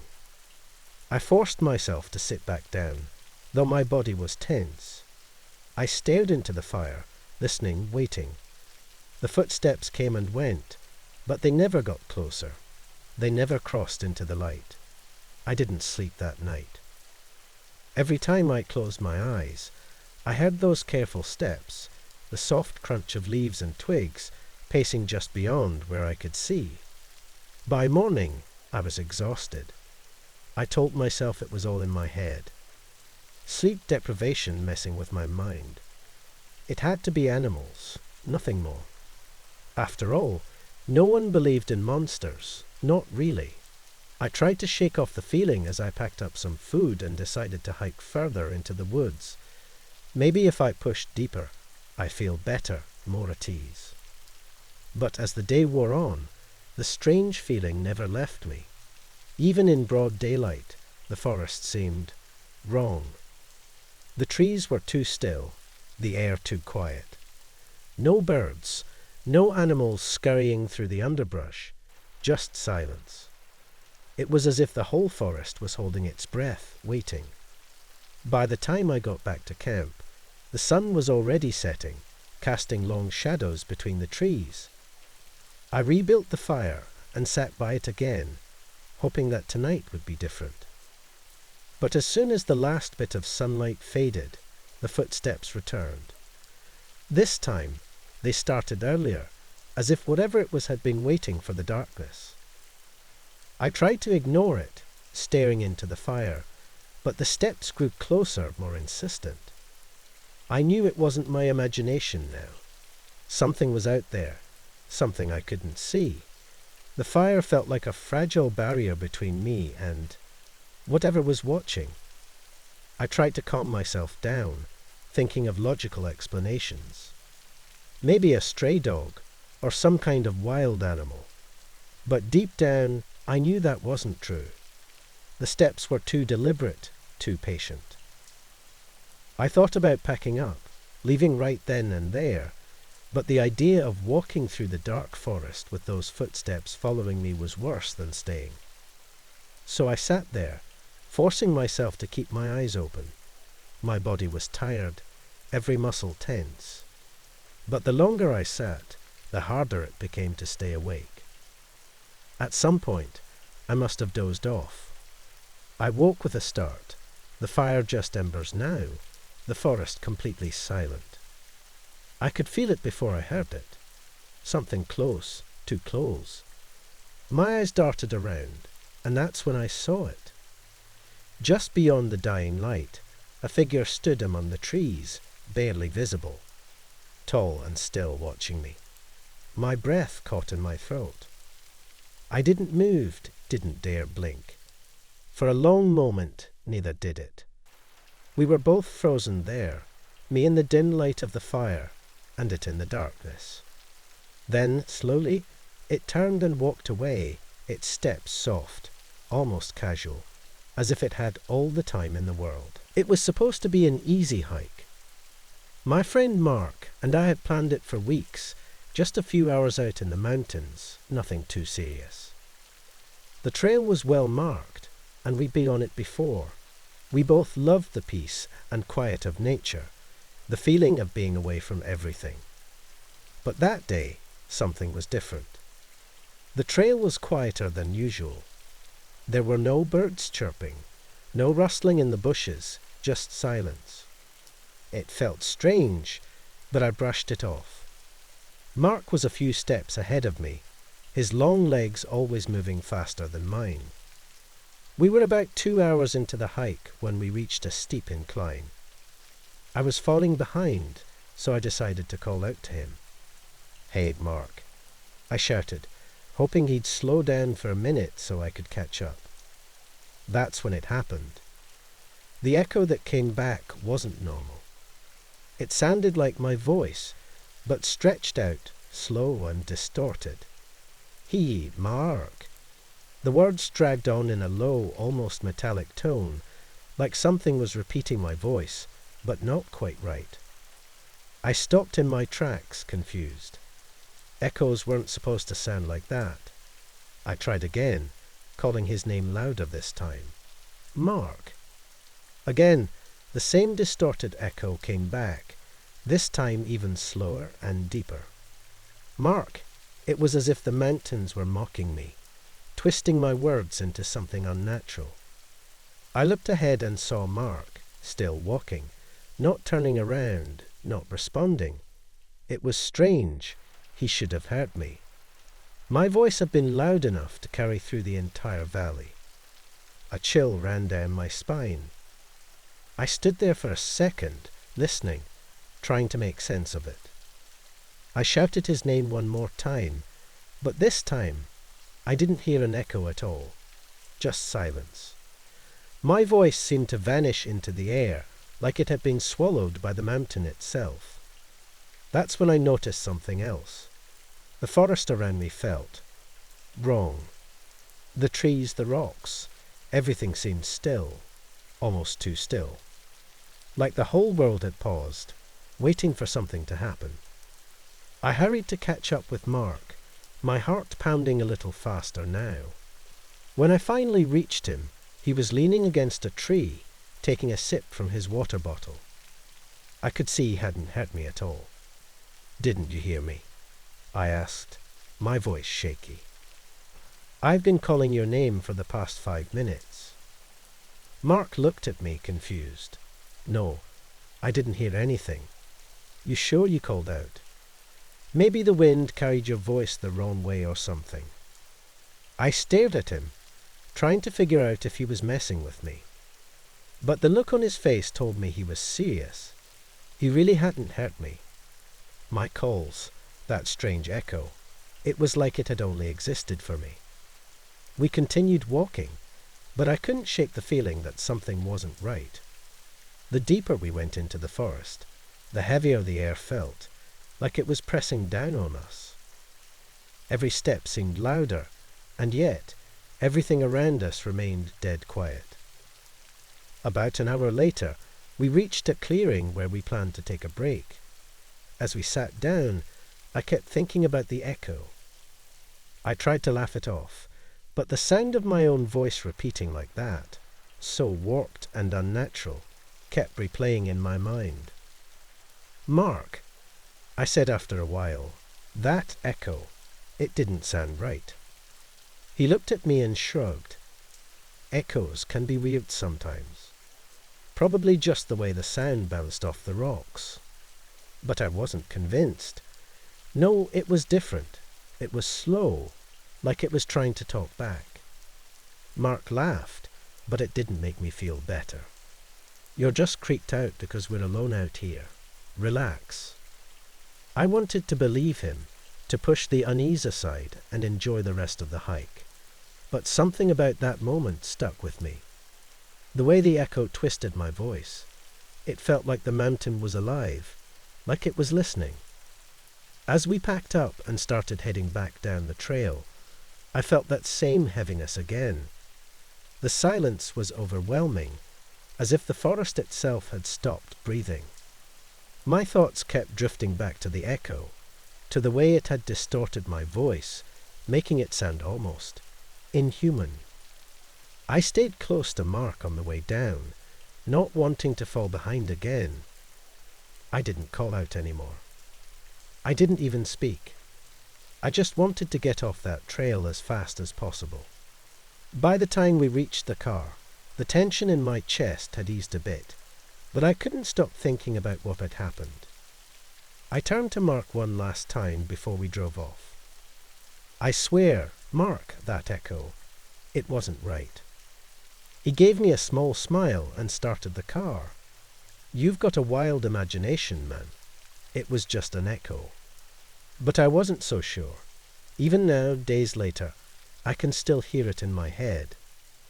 The way my voice came back to me, twisted and wrong, like something else was out there, repeating my words in a voice that wasn't mine. And I can't help but wonder, what if it wasn't an echo at all? What if something else was out there, mimicking my voice, waiting for me to call out again? We'd been planning this camping trip for weeks, just a weekend away with 3 of my closest friends. We found a quiet spot deep in the woods by a lake, far from anyone else. The first night was perfect. A warm fire, stars overhead, and hours of talking and laughing. Everything felt peaceful, like nothing could go wrong.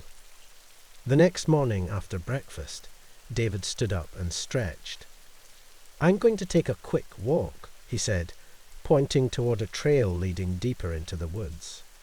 "I'll be back soon." "Don't get lost," Matt joked. We all laughed. David was the most experienced hiker among us, so we didn't think much of it. But after an hour passed, we started to notice how long he'd been gone. "He sure is taking his time," I said, glancing at my watch. It had been over 2 hours. "Maybe he found something cool," Jess said, though I could hear the worry creeping into her voice.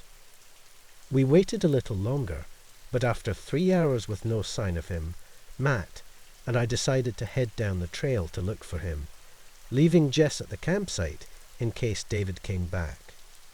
We called his name as we walked, but there was no answer. The deeper we went into the woods, the quieter everything became. No birds, no wind, just a strange, heavy silence. Something about it felt wrong, like the woods were holding their breath. After an hour of searching with no sign of David, we turned back, hoping he'd returned to camp. But when we got there, Jess was still alone. "He hasn't come back?" I asked, feeling my stomach drop. She shook her head, worry etched across her face. Now David had been missing for nearly 5 hours. The sun was starting to set, and the shadows around the campsite were growing longer. We were all on edge, pacing, calling his name into the woods, but there was no response. The idea of getting help was creeping into our minds, but we were so far out that it wouldn't be easy. And then, just as the light began to fade, we heard footsteps, slow, deliberate, coming from the woods. David stepped into the clearing. "Where have you been?" Jess rushed over, her voice shaky. "We've been searching for you for hours." David blinked, looking confused. "What are you talking about?" he asked. "I was only gone for a few minutes." My stomach twisted.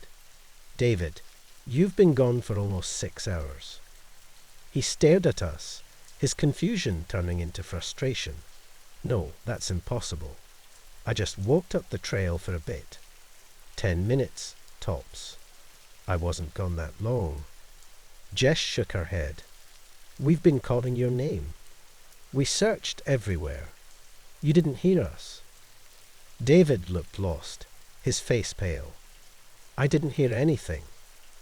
I just walked, and then I was back." It didn't make sense. He wasn't dirty or hurt, like someone who had been wandering the woods for hours. And yet we knew he had been gone nearly all day.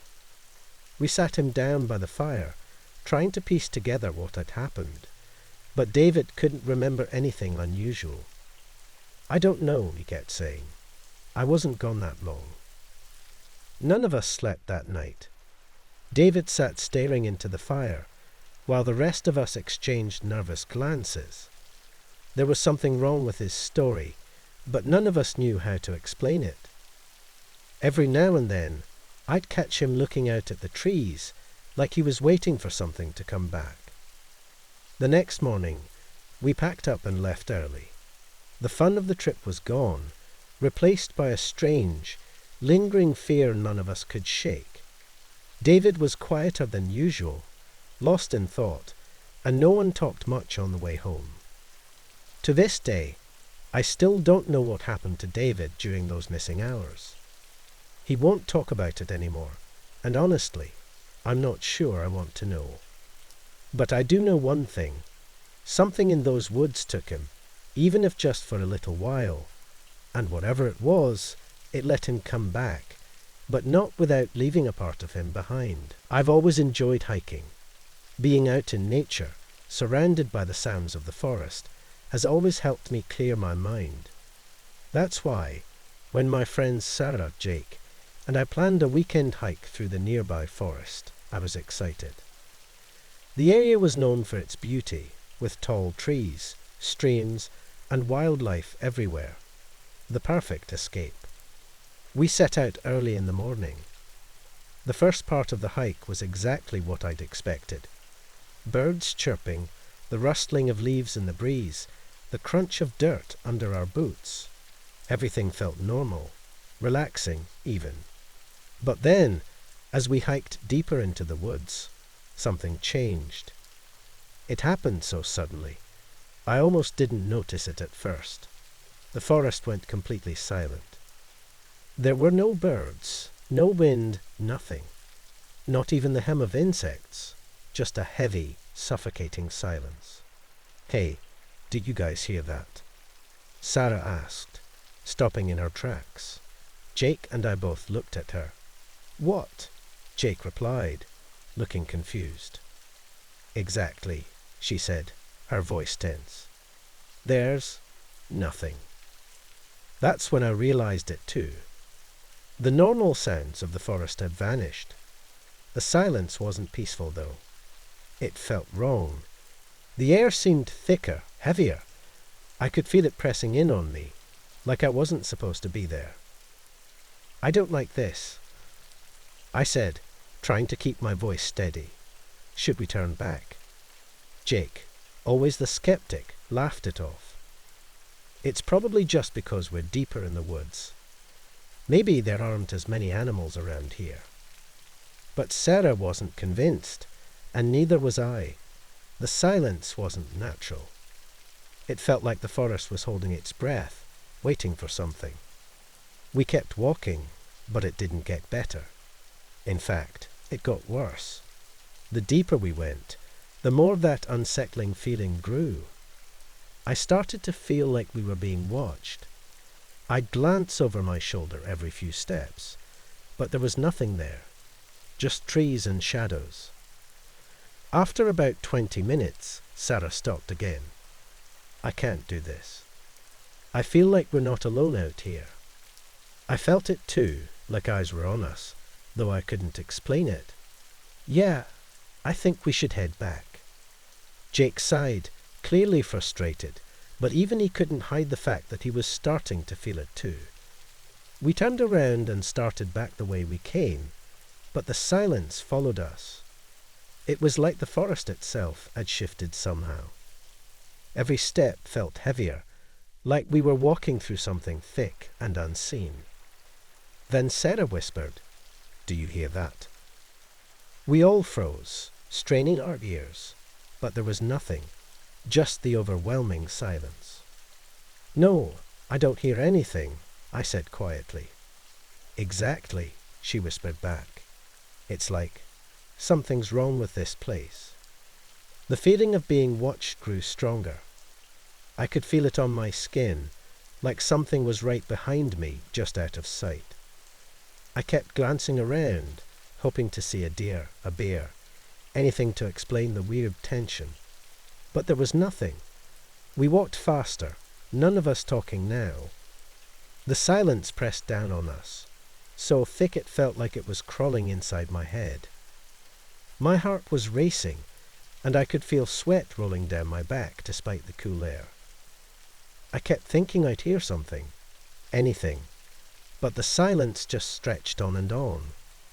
And then the worst part, no matter how far we walked, the silence didn't break.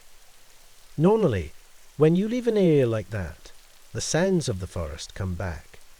Birds return, wind picks up. But not this time. It followed us, like the forest was chasing us, wrapping itself around us tighter with every step. I could tell Sarah was struggling to keep it together. She kept glancing at me, her eyes wide and scared. Jake was silent now too, his face pale, no longer trying to brush it off as nothing. Finally, after what felt like hours, we saw the edge of the forest. The trees started to thin, and I could just make out the parking lot through the gaps in the branches. But even then the silence didn't let go. It clung to us, following us out of the woods, like whatever was watching us wasn't finished yet. We didn't stop until we reached the car. As soon as we slammed the doors shut, the first sound we heard was the engine starting. It was almost too loud after all that silence. We sat there for a minute, none of us speaking, the tension still hanging in the air. "I don't ever want to go back there," Sarah whispered. None of us argued. We all felt it. That wasn't just the woods being quiet. There was something else there, something we couldn't see, something that didn't want us there. As we drove away, I glanced in the rear-view mirror, half expecting to see someone or something standing at the edge of the trees, watching us leave. But there was nothing, just the road behind us, disappearing into the distance. I've always liked hiking alone. There's something calming about being out in the wilderness with no one around. Just the quiet sounds of nature and the crunch of dirt under my boots. This time was no different. I had planned a solo trek through a part of the national park that wasn't too well travelled. It was early fall, and the air had that crisp feeling that made everything seem more alive. I'd been hiking for a few hours when I saw him. I was coming around a bend in the trail when, out of the corner of my eye, I spotted another hiker. He was sitting on a large rock just off the path, staring straight ahead. At first, I was surprised.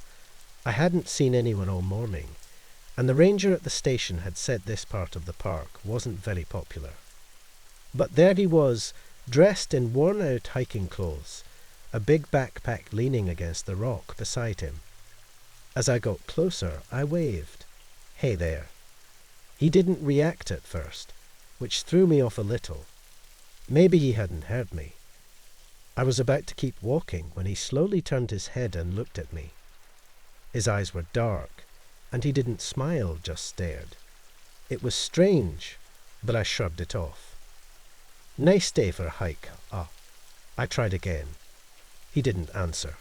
He just stood up, grabbed his backpack, and started walking in the opposite direction, back the way I had come. No wave, no nod, nothing. I watched him go, a weird feeling creeping up my spine. Something about him was off. Maybe it was the way he moved, slow, like he didn't have any energy, or the way he never looked back at me even once. I stood there for a moment, confused, but eventually I shook it off and kept walking. Still, the encounter stayed with me. The more I thought about it, the more uneasy I felt. I had hiked this area a lot over the years, and most hikers, even the quiet ones, at least gave you a nod or a smile. But this guy, it was like I wasn't even there. And those eyes, they were cold, but there was nothing behind them. Later that afternoon, I reached the ranger station. I was feeling pretty good, despite the weird run-in earlier, and decided to stop and chat with the ranger before heading back to my car. As I sipped from my water bottle, I casually mentioned the other hiker. "Kind of a strange guy," I said with a small laugh. Didn't say a word, just walked off without acknowledging me. You get a lot of loners like that around here. The ranger frowned and looked up from the map he'd been studying. "Where'd you see him?" I told him the spot, about 5 miles back along the trail. "Are you sure?" he asked, his face serious now. I nodded. "Yeah, positive. Just a few hours ago. He was sitting on a rock, right off the path." The ranger shook his head slowly. "That's not possible. No one's been through that area in days." I stared at him, trying to process what he just said. "What do you mean?" I saw him, clear as day. He was right there. The ranger's face didn't change. "You must have been mistaken. That section of the trail's been closed for the past 3 days. We've been doing some maintenance work up there, and we haven't let anyone through. You were the only one who signed in at the trailhead today." My stomach dropped. No, I saw him. He was sitting there. He had a backpack and everything. The ranger leaned forward, his eyes narrowing. "You're sure?" "Yeah," I said, though I wasn't feeling as sure now. He didn't say anything, just walked off. It was weird. The ranger was quiet for a moment, then he sighed and rubbed his chin. "You're not the first person to say something like that." I blinked, confused. "What do you mean?" Over the years, he began, choosing his words carefully, A few hikers have reported seeing someone in that area, always described the same way, quiet, distant, never says a word. But every time we've checked, there's never any sign of anyone else being out there. I felt a chill run through me. Are you saying, I imagined it? The ranger shrugged, but there was a look in his eyes that told me he didn't believe it was just my imagination. I don't know what you saw, but like I said, no one else has been on that trail for days. I tried to argue, to convince myself and him that what I saw was real, but the more I talked, the more it felt like I was trying to convince myself. The ranger didn't say much after that, just nodded and told me to be careful. As I left the station, a heavy feeling settled in my chest. I kept replaying the encounter in my mind, the way the man had looked at me, or, more accurately, the way he hadn't. Those dark eyes, the silent way he got up and walked away like he didn't belong there, like he wasn't part of the world around him. The drive home was quiet. I didn't feel like listening to music or making any phone calls. All I could think about was that man, or whatever he was, and how I might have been the only one to see him. Or worse, maybe I wasn't. Camping has always been a way for me to disconnect. No phones, no work, just nature and the simplicity of life outdoors. So when my friends Eric and Sarah suggested a weekend camping trip, I jumped at the chance. We found a secluded spot near a forested area, far from any other campers, where it felt like we had the whole world to ourselves. It was perfect. After setting up our tents and getting the campsite in order, we knew we'd need a lot of firewood for the night. I volunteered to gather it while Eric and Sarah set up the cooking area. I spent a good hour picking up sticks and branches, gathering enough wood to last us through the evening. When I was done, I stacked the wood neatly near the fire pit. The sun was beginning to set, and the shadows from the trees stretched long across the ground. Feeling satisfied with the pile, I went to help Sarah with dinner. We talked and laughed as we cooked, enjoying the stillness around us. There was something calming about being out there, away from the noise of everyday life. After we ate, the temperature started to drop, and it was time to light the fire. I stood up, stretching my arms. "I'll grab the firewood," I said. I walked over to where I had stacked the pile earlier, but when I got there, my stomach dropped. The wood was gone, completely gone. I stared at the empty spot, confused. Maybe I had put it somewhere else. No, I knew I had stacked it right here, just a few feet from the fire pit. I knelt down, touching the ground as if the wood might magically reappear, but there was nothing, just dirt and fallen leaves.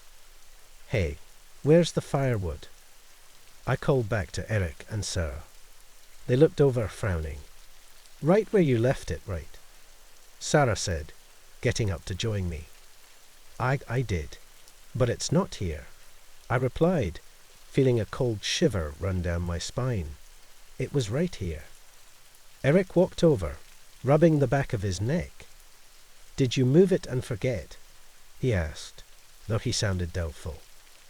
"No, I didn't touch it after I stacked it." The three of us stood there for a moment, looking around. We checked the surrounding area, thinking maybe the pile had fallen over or been blown away by the wind, but it didn't make sense. The wood was heavy, and the air had been calm all evening. Maybe some animal took it, Sarah suggested, though we all knew that didn't make sense either. What kind of animal would carry off an entire pile of firewood without leaving a trace? We searched for another hour, our voices growing quieter as the darkness crept in around us. There was no sign of the wood. I felt ridiculous, but the whole thing unsettled me in a way I couldn't shake. Finally, Eric said, "Let's just gather more wood. It's getting cold, and we need a fire." So we spread out again, collecting branches and logs from the forest. This time, We didn't go far from the campsite, and we worked in silence, all of us glancing around nervously. We couldn't explain what had happened, and it was starting to get to us. By the time we had enough wood again, the night had fully settled in. We got the fire going, but the usual comfort it brought wasn't there. We were all too on edge, feeling watched somehow, even though there wasn't a soul around us. As we sat around the fire, Eric tried to lighten the mood with stories, but none of us could fully relax. The woods felt different now, strange, like the trees themselves were watching us. Eventually, we turned in for the night.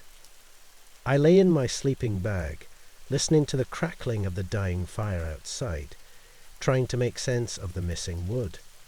But there was no explanation, and that made it worse. The next morning, I was the first to wake up. The fire had long since burned out, leaving only cold ashes in the pit.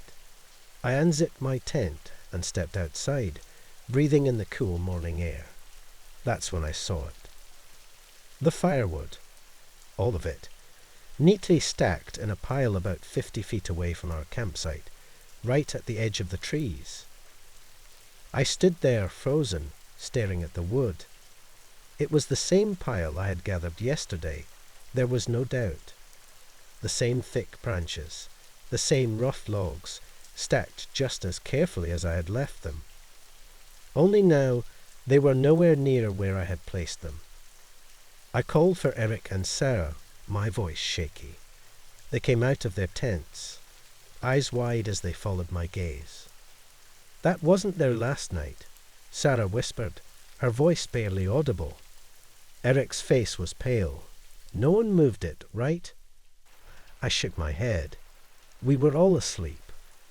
We walked over to the pile, looking at it closely, but there was nothing unusual about the wood itself. No signs of animals or footprints. Just the pile of firewood sitting quietly in its new spot, as if it had been there all along. But we knew it hadn't. We packed up camp quickly that morning, none of us wanting to talk about it. We had been camping for 2 nights, deep in a forest far from any city lights. It was peaceful during the day, but at night the woods seemed to change. There was a heavy silence that made every snap of a twig sound louder than it should. That second night, around midnight, we saw the light. It was just a flicker at first, out in the distance between the trees. A soft glow, like a campfire, but it didn't stay still. It moved slowly, shifting between the trunks, as if someone was walking with a lantern, or maybe a flashlight. "Is that another group of campers?" Sarah asked, squinting through the darkness. "No one else should be this far out," Tom replied, a little too confidently. "But maybe someone's setting up camp late." We watched the light for a few minutes, wondering who it could be. It kept flickering, never settling in one spot. There were no voices, no sound of footsteps, just that strange, moving glow. "I think we should check it out," Tom said. Always the brave one, he grabbed his flashlight and started walking toward the light before anyone could argue. Sarah and I exchanged uneasy glances, but we didn't want to stay behind alone, so we followed. The light didn't seem far, but as we moved closer, it kept slipping away, just out of reach. Every time we thought we were almost there, it would move deeper into the forest. I was starting to feel nervous. My stomach twisted in that way it does when something isn't right. "This is weird," I whispered, after a while. "It shouldn't be this far." Tom stopped walking, looking back at us. "Maybe it's just someone messing with us, trying to get us to follow them." "But why would they do that?" Sarah asked, her voice shaky. She was usually up for any adventure, but even she seemed uneasy. I turned and glanced back in the direction of our campsite, expecting to see the warm glow of our fire, but it was gone. I froze, my heart skipping a beat.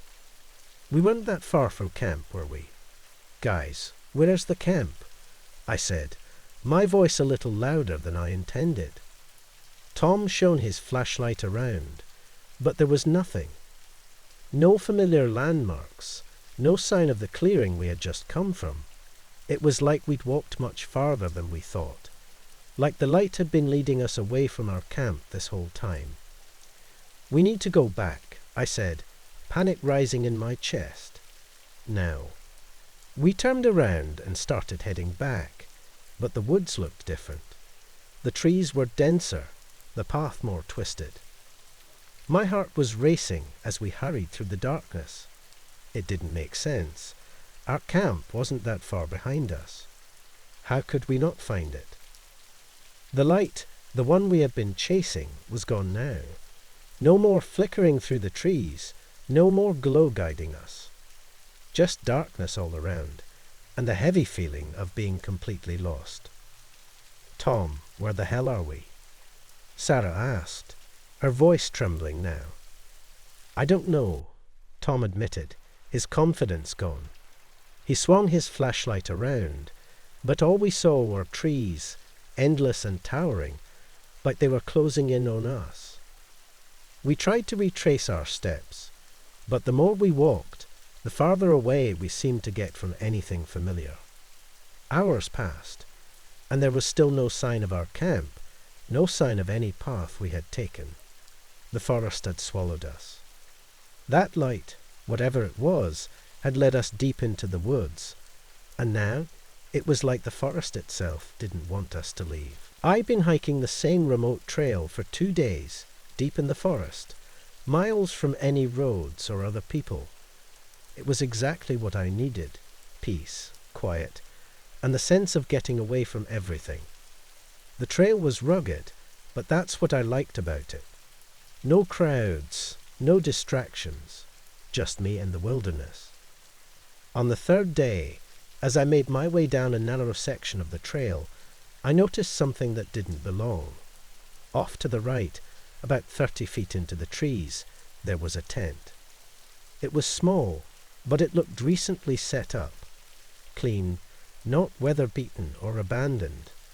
The sight of it stopped me in my tracks. I hadn't seen anyone else for days, and this was supposed to be a pretty isolated area. There was no smoke, no noise, no signs of anyone around. The tent was just there, standing silently among the trees. I called out, "Hello," hoping someone would answer. Maybe they were out collecting firewood or walking nearby. But no response came. I debated whether I should check it out, but I figured it wasn't my business to go poking around. Still, something about it made me feel strange. I couldn't put my finger on it, but the whole thing felt off. Maybe it was just the isolation getting to me. I decided to keep walking, convincing myself that whoever was camping would return soon. For the next hour or so, I tried to shake the uneasy feeling that had settled in my chest, but it clung to me like a shadow. The forest felt different now, like it was too quiet. The usual sounds, birds chirping, the wind rustling the leaves, seemed distant, almost muted. I kept glancing over my shoulder, even though I knew no one was behind me. The tent had unsettled me more than I wanted to admit. As the afternoon wore on, I reached a steep incline and realized I had missed a turn. I checked my map and cursed under my breath. I'd have to double back to get on the right trail. It meant retracing my steps, which wasn't ideal, but I didn't have much choice. When I reached the spot where the tent had been, I stopped. I blinked and rubbed my eyes, confused. The tent was gone. Not a trace of it remained. I stood there, staring at the empty space between the trees where I had seen it just a few hours earlier. It wasn't possible. Tents don't just disappear. I walked closer to the spot, looking around for any sign that someone had been there, a fire pit, footprints, anything. But there was nothing. No disturbed ground, no packed down grass where the tent had been set up. The area looked untouched, like no one had ever been there. My skin prickled with a strange cold feeling. I circled the spot again, but the more I searched, the more I realized there was no explanation for what I had seen. I knew I hadn't imagined it. The tent had been there, plain as day, and now it was like it had never existed. My mind raced with possibilities. Could someone have packed it up while I was gone? But that didn't make sense. There would have been some trace left behind. And even if they had, why would they leave no sign at all? I called out again, hello, my voice cracking slightly, but the forest swallowed the sound, leaving only silence in its wake. I stood there for what felt like forever, my heart pounding in my chest. I couldn't shake the feeling that I wasn't alone, that someone, or something, was watching me from the trees. I couldn't see anyone, but the sense of being watched was overwhelming.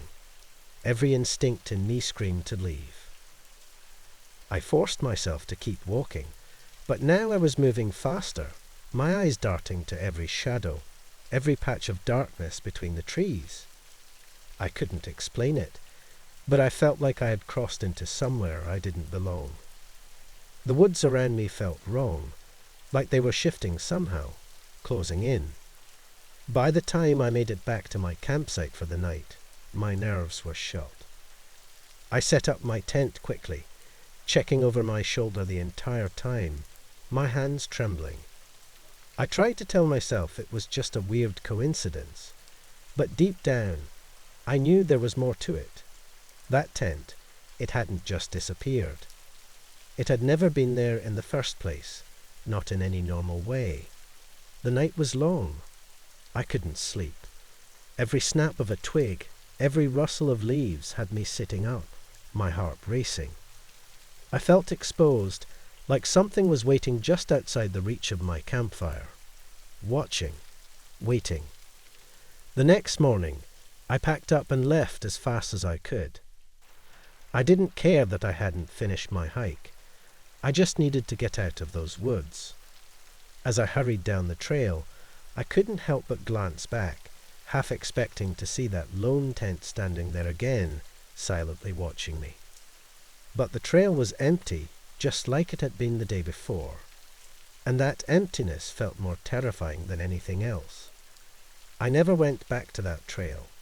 Whatever I had seen, or thought I had seen, I wasn't going to risk seeing it again. Some things in the woods are better left alone. Camping had always been my way of escaping the chaos of daily life.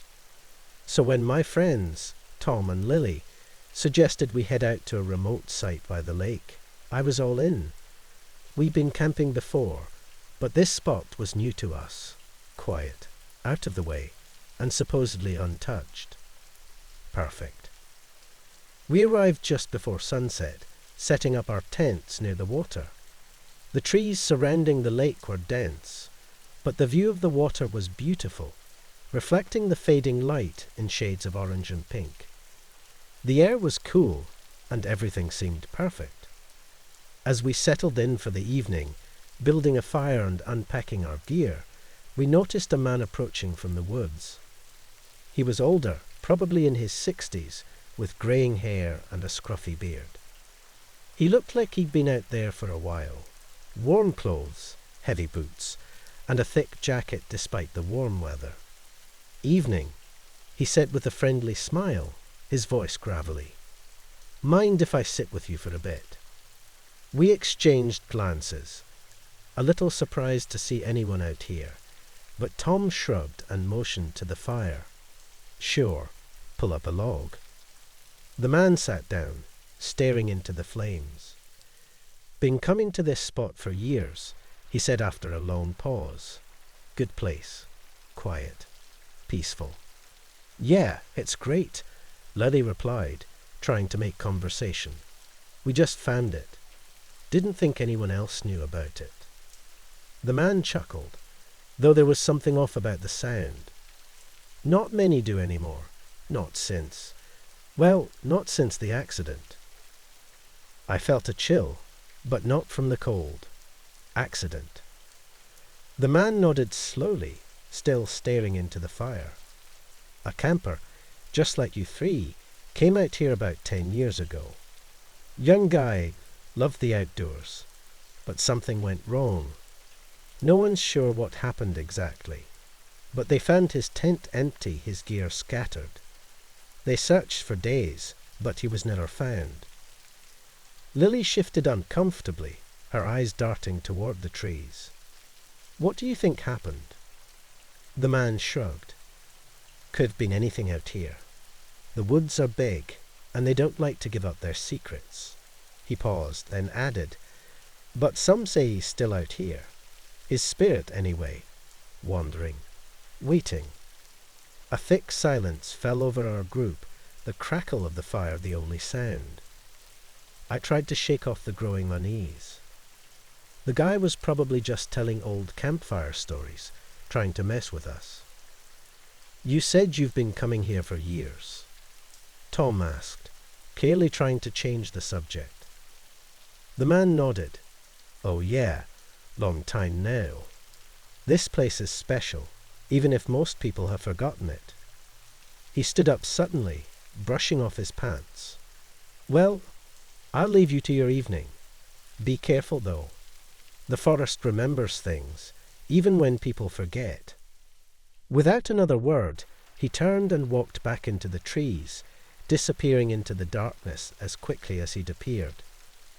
We sat there in silence for a minute, listening to the crackling of the fire and the faint sounds of the night around us. That was weird, Lily finally said, breaking the tension. Yeah, no kidding, Tom agreed, shaking his head. Creepy old guy with his ghost stories. We laughed it off and spent the rest of the night telling our own stories, trying to push the strange encounter out of our minds. But as the fire burned down and the night grew colder, I couldn't stop thinking about what the man had said. About the accident, about someone never leaving this place. It stuck with me, like a shadow in the back of my mind. The next morning, we were packing up when a park ranger came by on his usual patrol. He was friendly, asking how our night had been, and if everything was all right. I couldn't help but mention the man we'd met. Yeah, some older guy stopped by our camp last night, I said. Said he'd been coming here for years. The ranger frowned, his expression turning serious. Older guy, out here. Yeah, Tom added. He told us some weird story about a camper who disappeared. The ranger's face paled slightly. That spot, where you're camped, it's been closed to campers for over a decade. There was an accident here, just like he said. A young man went missing, and they never found him. But no one's supposed to camp here anymore. Haven't been any permits given out for this area since. My stomach twisted, the uneasy feeling from the night before rushing back. But the man said he's been camping here for years. The ranger shook his head slowly. That's not possible. No one's been allowed to camp here since the accident. I patrol this area regularly. I haven't seen anyone else out here for a long time. We all exchanged looks, the weight of the ranger's words settling over us like a thick fog. Who was he then? Lily asked, her voice barely a whisper. The ranger hesitated, glancing around the quiet woods before answering. Some people say the camper never left, that he's still out here in some way. You're not the first to report seeing someone like that, but there's never any trace of him. I've been hiking with the group all morning. It was a cool, quiet day in the mountains, the kind where the air is crisp and the trees seem to stretch forever. There were 5 of us in total, friends from college who hadn't seen each other in a while. We picked this trail for its views, but it wasn't an easy hike. Lots of steep climbs and narrow paths, but we were enjoying it, catching up and laughing along the way. Around midday, I started to fall behind. I'd stopped to adjust my backpack, and before I knew it, the others were a little farther ahead than I liked. I could hear them talking, but their voices were faint. I wasn't too worried. I knew I could catch up. As I quickened my pace, I saw someone up ahead, just before a bend in the trail. It looked like Chris, one of the guys in our group, wearing his usual hiking jacket. He was moving at a steady pace, just far enough ahead that I couldn't quite close the distance. I called out, "Hey Chris, wait up." He didn't answer. I sped up a bit more, feeling my legs start to burn from the climb, but the figure stayed just ahead, always a few steps away. I figured maybe Chris hadn't heard me. The trail was starting to get a bit rocky, and I kept my eyes on the path, focusing on my footing as I pushed to catch up. When I looked up again, I saw him step off the trail and into the trees. No hesitation, just a smooth motion, like he was taking a shortcut. Chris. I called again, louder this time, but still no answer. I walked over to where he'd left the path, expecting to see him just a few steps away in the trees. But when I got there, he was gone. The forest was silent, nothing but the sound of the wind through the leaves. I scanned the area, expecting to see him through the branches, but there was no one there. No sign of him at all. I stood there confused. He couldn't have just disappeared, right? I hadn't taken my eyes off him for more than a second. I called his name again, but the only response was the distant rustle of leaves. My heart was starting to race a little now. I turned back to the trail and hurried to catch up with the rest of the group. My mind was buzzing with questions, but I tried to keep calm. Maybe he was just messing with me. Chris had always been the type to pull a prank or two. When I finally caught up to the others, they were all standing at a clearing, looking at the view of the valley below. I walked up to Chris, who was standing by Sarah, laughing at something Jake had said. "Man, why didn't you wait for me?" I asked, still trying to catch my breath. Chris looked at me, confused. "What do you mean?" I frowned. "You were just up ahead on the trail, right? I saw you. You went into the trees." Chris shook his head. "I've been with the group the whole time, dude. I didn't go anywhere." I froze. "No, I saw you," I insisted. "You were walking just ahead of me. I tried to catch up, but you stepped into the trees." The others looked at me like I was joking, but I wasn't. I looked at each of them, searching their faces for any sign that they were messing with me. But they all seemed genuinely confused.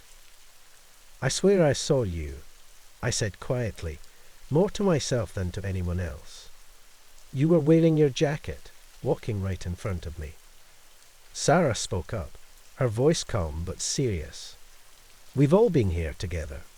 No one was behind you." A strange feeling settled in my stomach. I tried to brush it off, laugh it away, but the unease wouldn't leave. I had seen someone, clear as day, walking right ahead of me. Someone who looked exactly like Chris, wearing the same jacket, moving the same way. But now he was standing right here, claiming he hadn't left the group at all. The rest of the hike, I couldn't shake the feeling that something was wrong. Every time I glanced into the trees, I half expected to see that figure again, slipping away, disappearing before I could catch up. It felt like someone, or something, had been watching me, leading me off the trail. But who or what it was, I'll never know. I didn't see it again that day, and none of my friends ever believed me. But I know what I saw, and it wasn't Chris. It was supposed to be a relaxing weekend. Just me, Jake, and his younger sister Lily, out in the mountains for a quiet camping trip.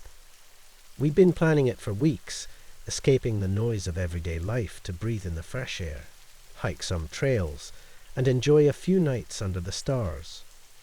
The forecast warned us it would be cold, but we were prepared.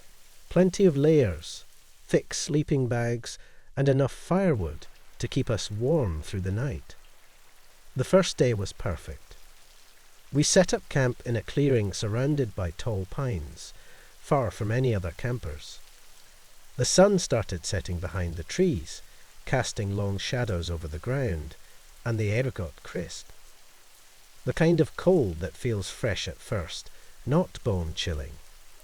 After a day of hiking, we cooked dinner over the fire, hot dogs and marshmallows, the usual camp fare. We sat around the fire talking, enjoying the warmth as it crackled and popped. It was peaceful. No cell service, no distractions, just us and the night. But as the evening wore on, the temperature dropped. A bit quicker than we expected. I could feel the cold seeping through my jacket, but that's what camping is, right? You expect some discomfort.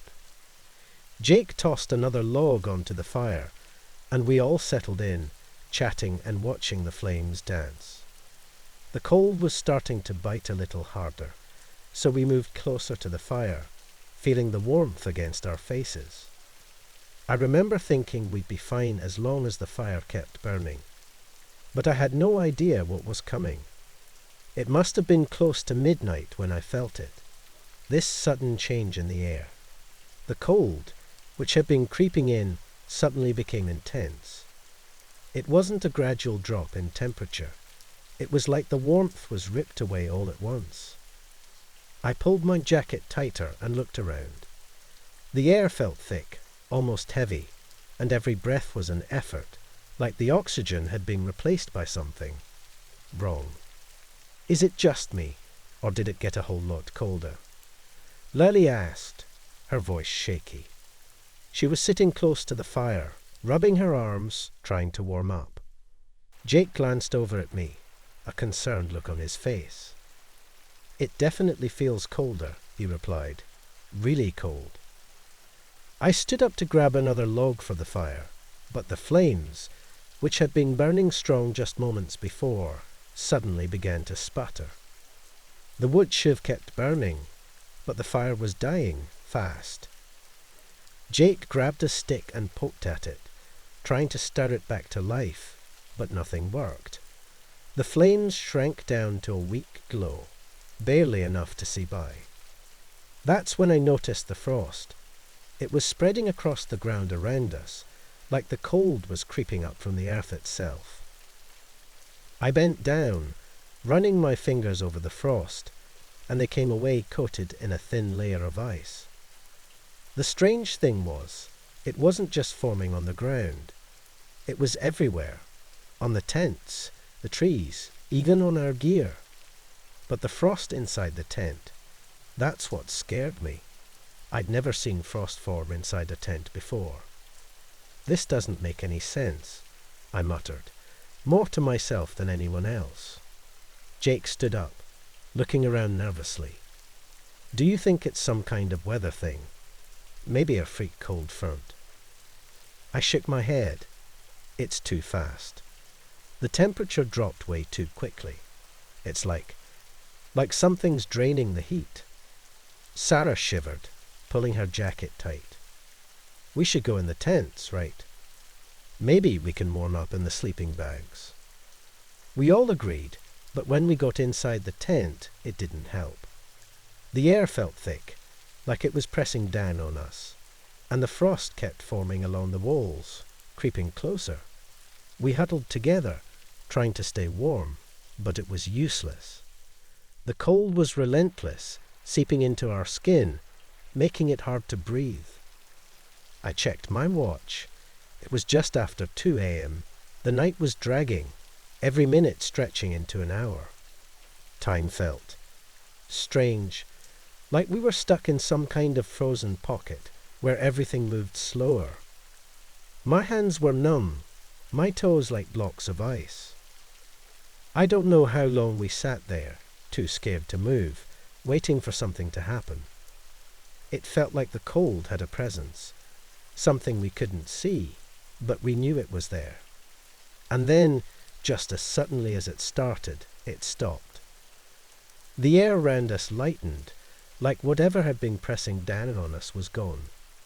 The frost stopped spreading, the temperature eased, and we could breathe again. It was still cold, but normal cold. The kind of cold you expect when you're camping in the mountains, not whatever that other cold had been. We didn't talk much after that. No one really wanted to say what we were all thinking, that something unnatural had happened. Exhaustion eventually took over, and despite the lingering fear, we managed to fall asleep. It wasn't a peaceful sleep, though. I kept waking up, checking the frost on the tent, making sure it wasn't creeping back. The next morning, we woke up to a completely different world.